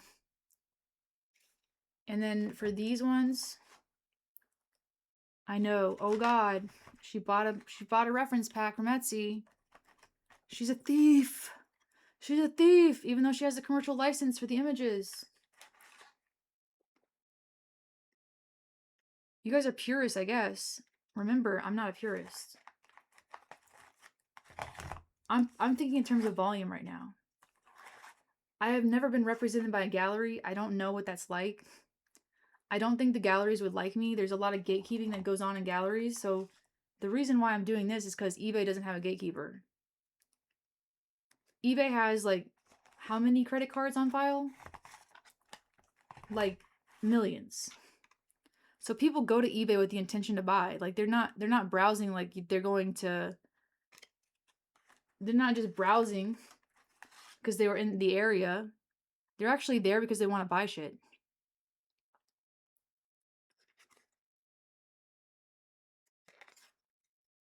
And I was like wondering if I should use the same name for my eBay as I do for my YouTube channel. And I might change my Etsy back to be the same name as this.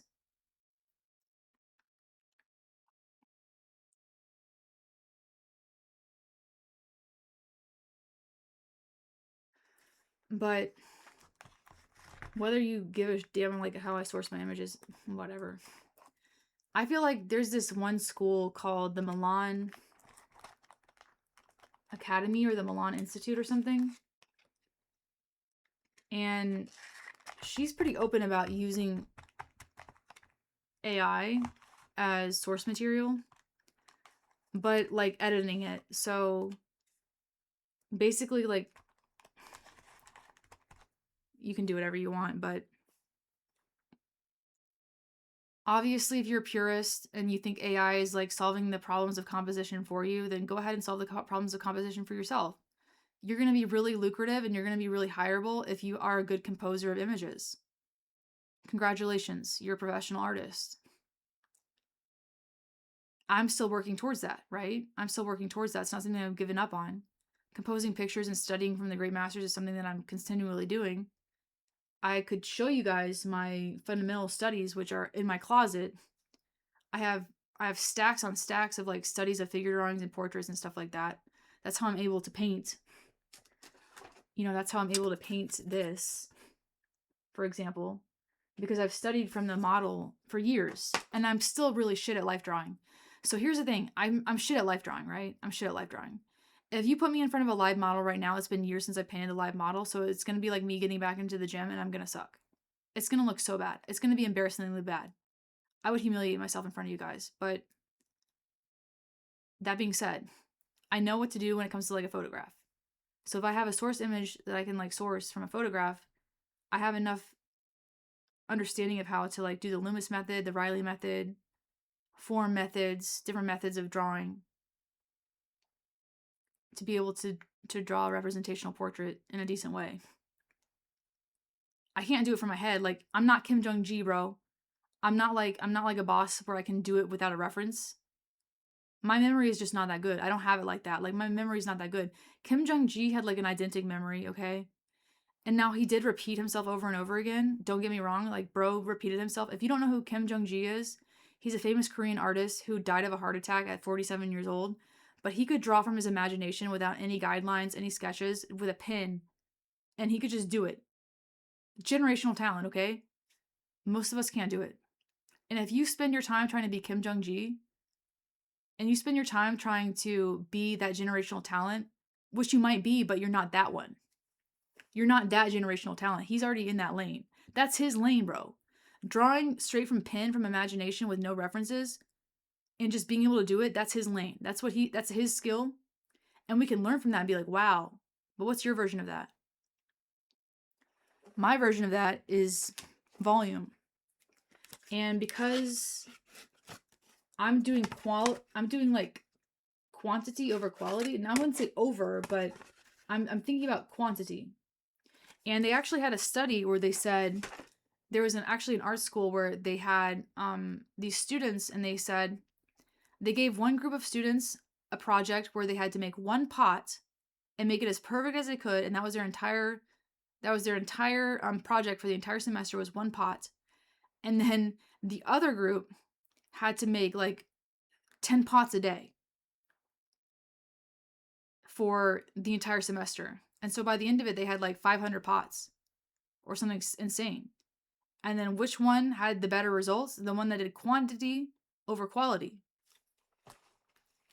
Because when you're hyperfixating on the polar bear hairs, as my new mentor Corbellic would say, or you're hyper focused on like rendering, and you're hyper focused on perfection, and you're hyper focused, like this painting right here, guess how long it took? Less than 20 minutes. This took less than 20 minutes because I had a good source material.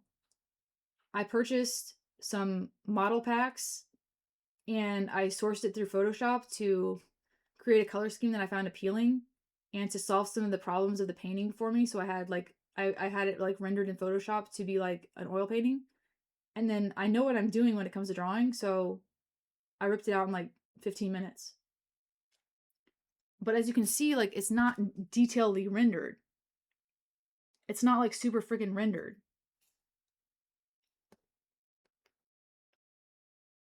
Now I could firm it up and maybe add some details, but I hate details.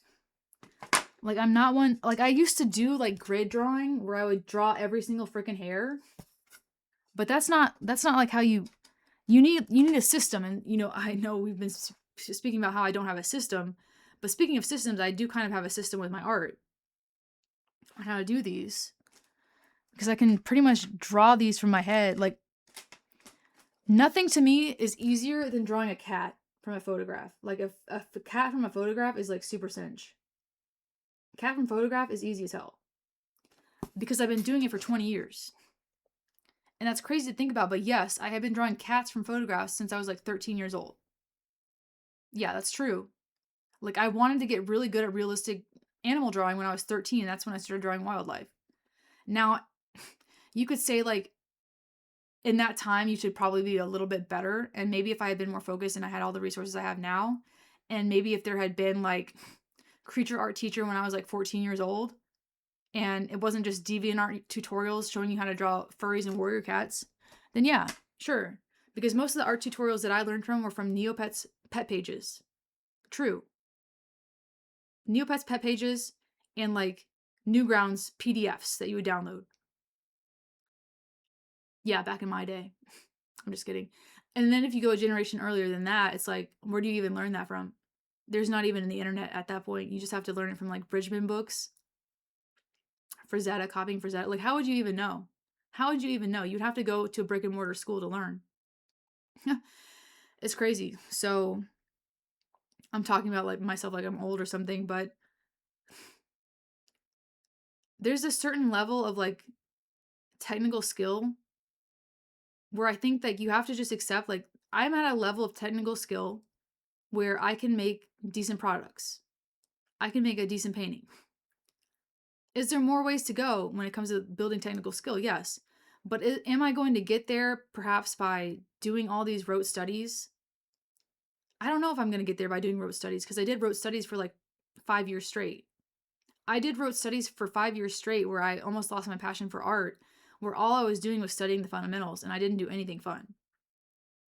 Now I'm thinking that if I apply the sciences of what I learned in the fundamentals and apply them to like paintings, and I do a lot of them, I'm going to be learning a lot more and it's a lot more fun. You know what I'm saying? It's a lot more fun to do it my way now. I studied the Riley method starting in like 2015, and I'm not very good at it. The thing is, like, the Riley method is from the Watts Atelier of the Arts. If you're familiar with Proco, then you know that Proco was a student of the Watts Atelier. And a lot of excellent artists in the industry have gone to the Watts Atelier. That's the school that I went to in San Diego, and he told me that I wasn't the right fit for the school.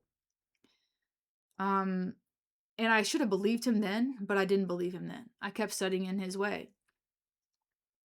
And I should have asked him more questions and more follow-up questions, and like, what do you mean by not, what would be the right school for me? But I think he appraised me as someone that was not industry by my wiring. And I took that personally. When Jeffrey R. Watts tells you that you're not industry and that this school is not right for you and this method of learning is not proper for you, I went home and cried. Personally, I went home and cried, and I actually like got really sick after, and I was horribly sad, and I ended up in a very bad situation after that. But I was not in a place where I was like, oh, now I know what I'm not as an artist. I should stop trying to force myself to be something that I'm not. And I think all he was trying to explain to me was that he didn't want me to waste my time and money at a school where I would be kind of a square peg in a round hole. But I had it in my mind that I had to be a fantasy illustrator, I had to be a concept artist, I had to be a visual development artist, I had to be a life painter, I had to paint from life and all that. I had that in my mind. And it took Jeffrey R. Watts himself to be like, that's not you. But I took it personally. I was like, what the fuck do you mean that's not me? Like, can't I just practice this and get good at it like everybody else does?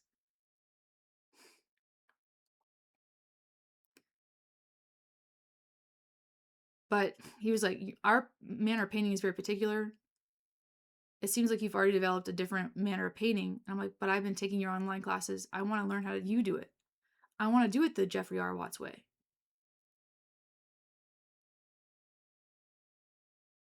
But he identified that I was not really geared for studio styles. I was not geared for adapting to a studio style. For better or for worse. I don't know if that's a good thing or not. I'm extremely envious of the people that have gone to that school and have succeeded in that method because their work is phenomenal.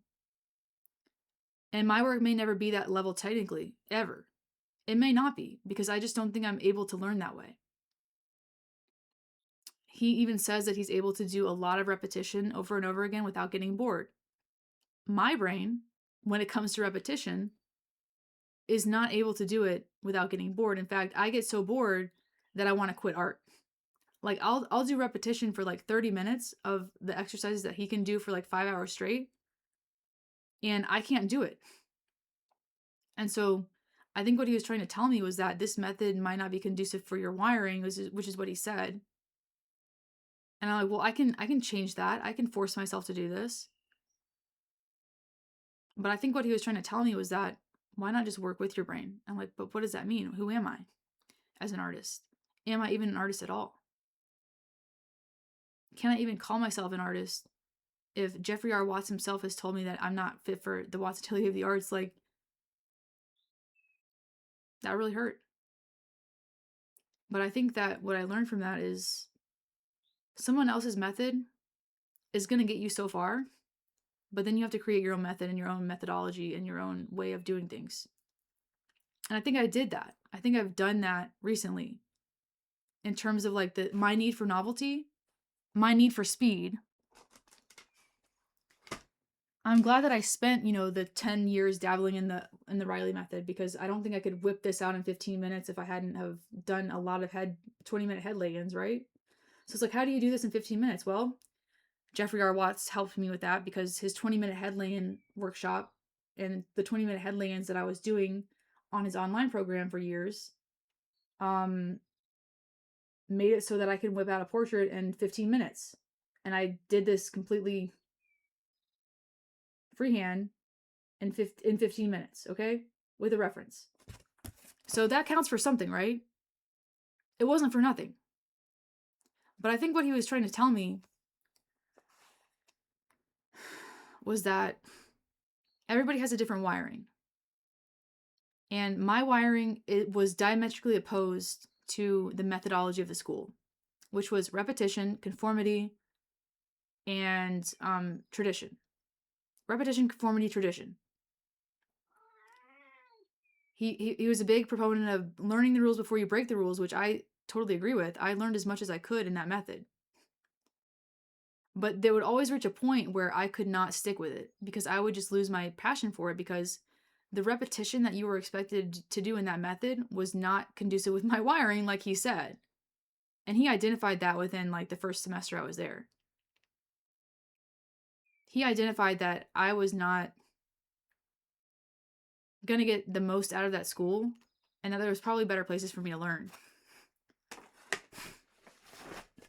But like I said, this was a 20-minute painting, right? So how long did this take you? An hour? No, this was 20 minutes, probably more like 17 minutes. So I whipped this one out in 17 minutes because I did discipline myself for 10 years to learn the Riley method. Now, I was never able to do it for 5 hours a day. There was not a single day in that 10-year period between 2015 and 2025 when I was learning the Riley method and learning on Proco and stuff where I was able to do it for more than an hour a day, right? So I was only really able to push myself between like 30 minutes to an hour a day doing that really rote, boring method. And you could say you're not disciplined. Maybe I'm not. Or maybe my wiring is destined for other things. So I did the rote head lay-ins, which I did not find appealing at all. I found them very boring. And Jeff always said, don't worry about the final destination. It will become clear as you go through the journey. I found that to be very vague and very difficult. I needed something to aim for. And now I have something to aim for. There's certain portraits that I really enjoy that I want to make. And now when I go back to the fundamental head practice, it becomes a means to an end. I begin with the end in mind. And I think Jeff had a tolerance for uncertainty and vagueness that I simply don't have. I don't have a tolerance for vagueness. I want to know what I'm aiming for and why I'm doing it. And he would even say, don't worry about how this all fits into the bigger picture. It'll become clear with time. Trust the process. Maybe he was right. Maybe in order to know the type of art that I was aiming for and wanted to make, I had to go through that blind process of not knowing where I was going. But at the same time, I think that if I had something to aim for in terms of like what I wanted to achieve artistically, I would have been like, oh, I'm doing this, like I'm doing reps in the gym to eventually play a game on the field. Like, you know what I'm saying? Like athletes weight train a certain number of times a week, probably 5 times a week for a certain number of hours. But that's just the conditioning. That's not the game itself. That's the conditioning and the foundation that you need to play the game to the highest capacity. But you can also get injured. You can also overtrain. You can also do it improperly. You can also build bad habits, muscular imbalances, all sorts of shit. So you need a trained eye, as Jeff said. You need a trained eye. And a trained eye is hard to find. And so I thought that I had found one in the Watts Atelier of the Arts, but because Jeff's eye was so well trained, he had trained thousands of students up until that point in real life and online. So when I came in, he could tell my temperament was not right for the school or the industry. He even said to me, that the road of an independent artist is usually a 20-year stretch. It's a Rolls Royce of a job, and it's usually the hardest to do. And what he said to me was that the people that become independent artists typically could not work in the industry. And I didn't understand how that applied to me. He said, typically, people who become independent artists don't have a choice in becoming independent artists. They become independent artists because they don't fit in anywhere else. And I didn't really understand what he meant by independent artist. He basically said to me, I don't see you getting signed to a AAA game studio anytime soon. And I was like, what does that mean? You're not a studio artist. You don't fit into the studio culture. You wouldn't be a good industry plant. You wouldn't be a good hired wrist, Shelby. That's what he said to me, essentially, in so many words. And he went on to say that my art journey, he appraised me right there. And he said my art journey was going to be like a 20 to 30 year stretch before I got any results. And I said, what do you mean by that? I really didn't ask any questions. I was kind of frozen in like a deer in headlights. But he was basically like, there's no guarantee of success. However, you're not going to be a signed studio artist. That's not for you. He basically said that your only way of doing this is to become an independent artist and become your own person and become your own brand. And that is one of the riskiest, most difficult paths to take as an artist. And the ones who do it don't have a choice in doing it. It's not something that you decide to do. You either are or you are not. And to be that kind of independent person and to be your own one-man band is a 20-year stint of building skills and building a network to get to a point where you can do it independently. 20 to 30 years, he said. And I said, but I want to go to your school and I want to learn to do it your way. I said, we all have a different wiring. I have a different wiring. You have a different wiring than me. Your way of painting, why don't you just go do that? Why don't you just go develop that? Is basically what he said. I didn't know what he meant by that.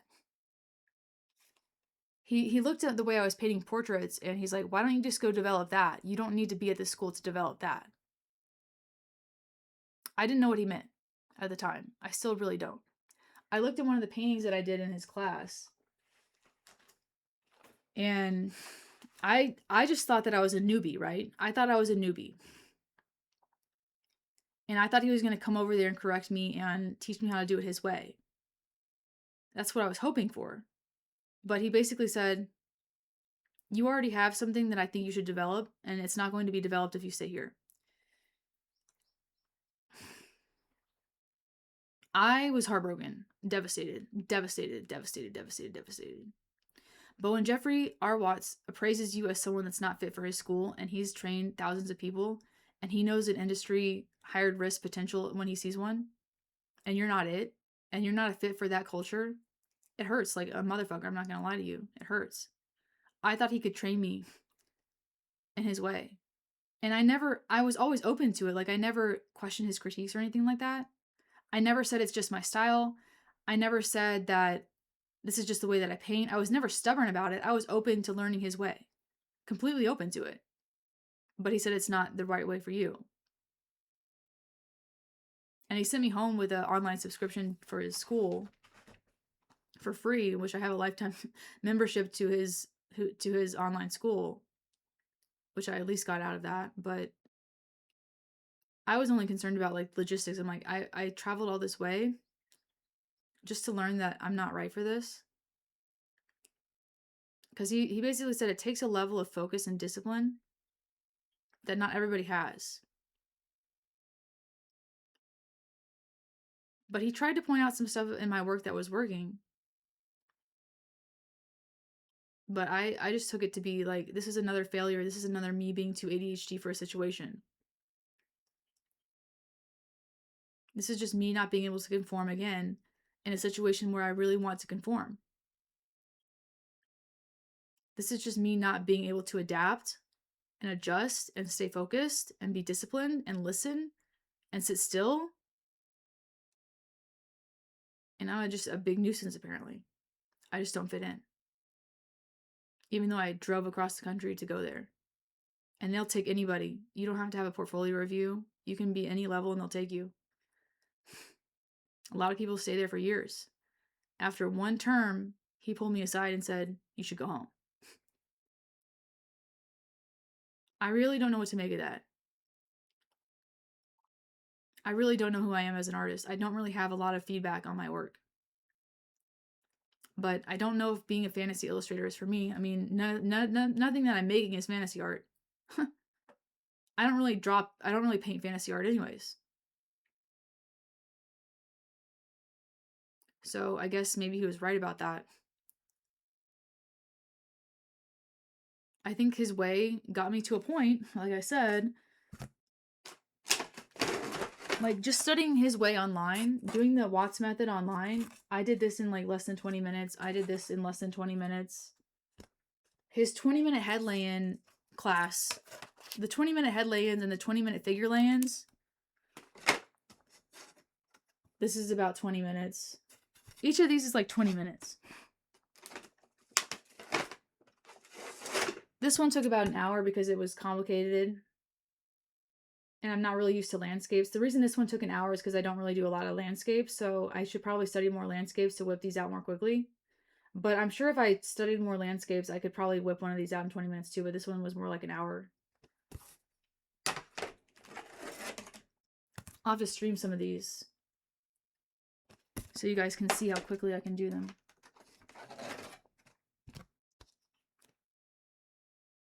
But with the right reference and the right filter, you can whip these out in like 20 minutes. This one was more like 30, I think, because it got a little more detailed.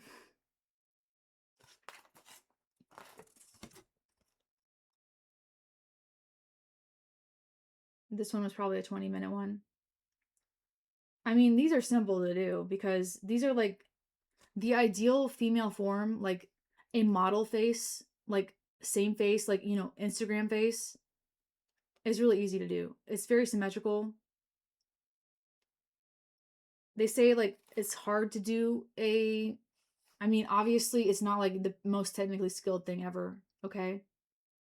But I'm whipping these out in like 20 minutes each. And I'm sure there's more technique that I could add to this, but if I'm going to get critiques on my technique from now on, it's going to be geared towards what I'm already good at. I'm not going to try to fit myself into a round hole. I'm going to try to find a mentor that sees what's working in my art and has specific curated critiques for my particular way of painting. And I don't know where I'm going to find that. Because most places expect you to adopt the studio style and do it their way. And I think that's okay. Because there has to be a standard in which to measure you against. But I really want to get like an online mentor that's like, okay, this is what's working. I see what's unique about your art. I see where this could go. I know other artists who paint in a similar way. And this is the kind of things that you need to study to get to that next level. That's what I would need, is someone to like see what's working with me, help me build a curriculum for myself with specific things to study. And then I would have an end in mind on where I would be going with that skill set. Trust the process would be a lot easier if I knew where I was going. But I think Jeff, as an entrepreneur, has a very high tolerance for uncertainty. And not everybody does. For somebody like me with ADHD, not having a checkpoint and just going into the wilderness with absolutely no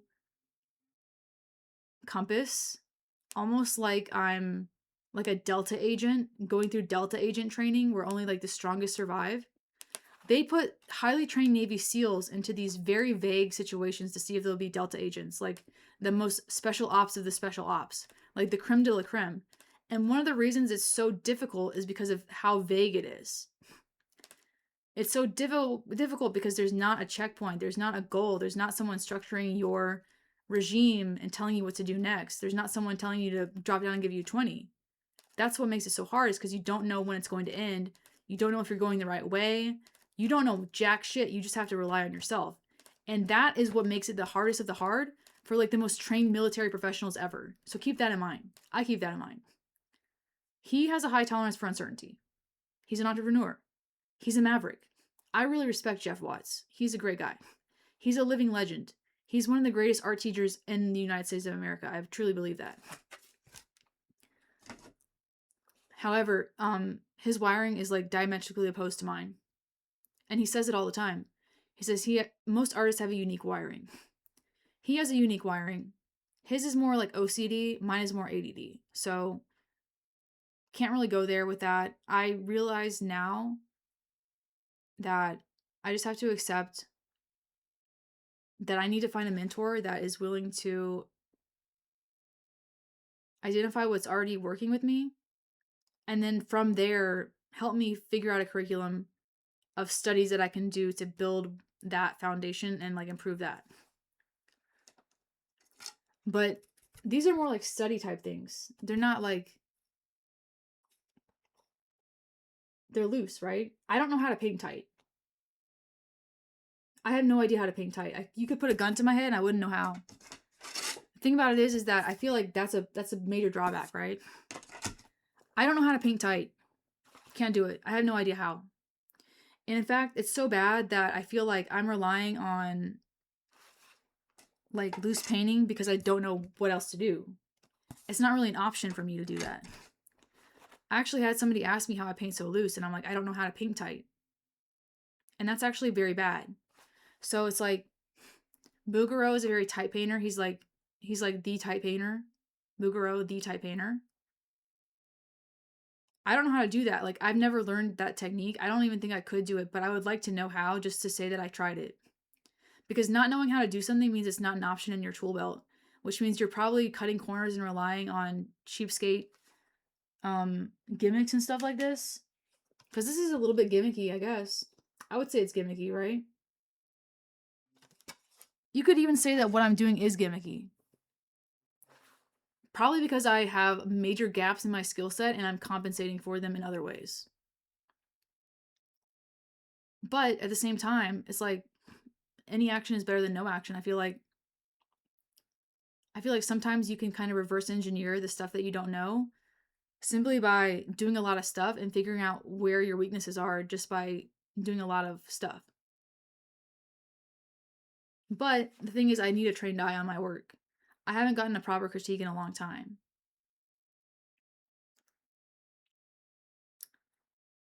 This is a 2-hour video. Half of it I spoke about my art the whole time.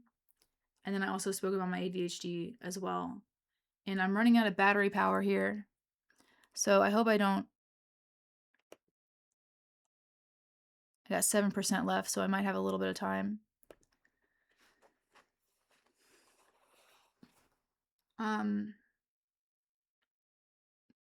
In the same way, I can't really work for a company like Kroger or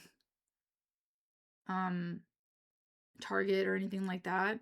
I think I would have the same experience as a hired wrist at a studio.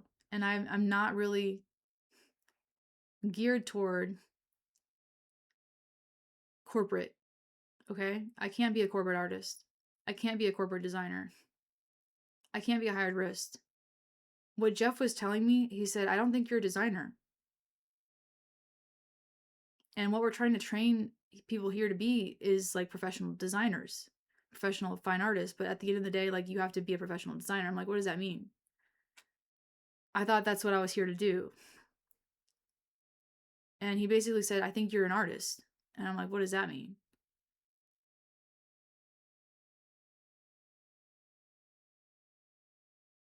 I don't think he was trying to insult me. I was just thinking he was trying to save me time.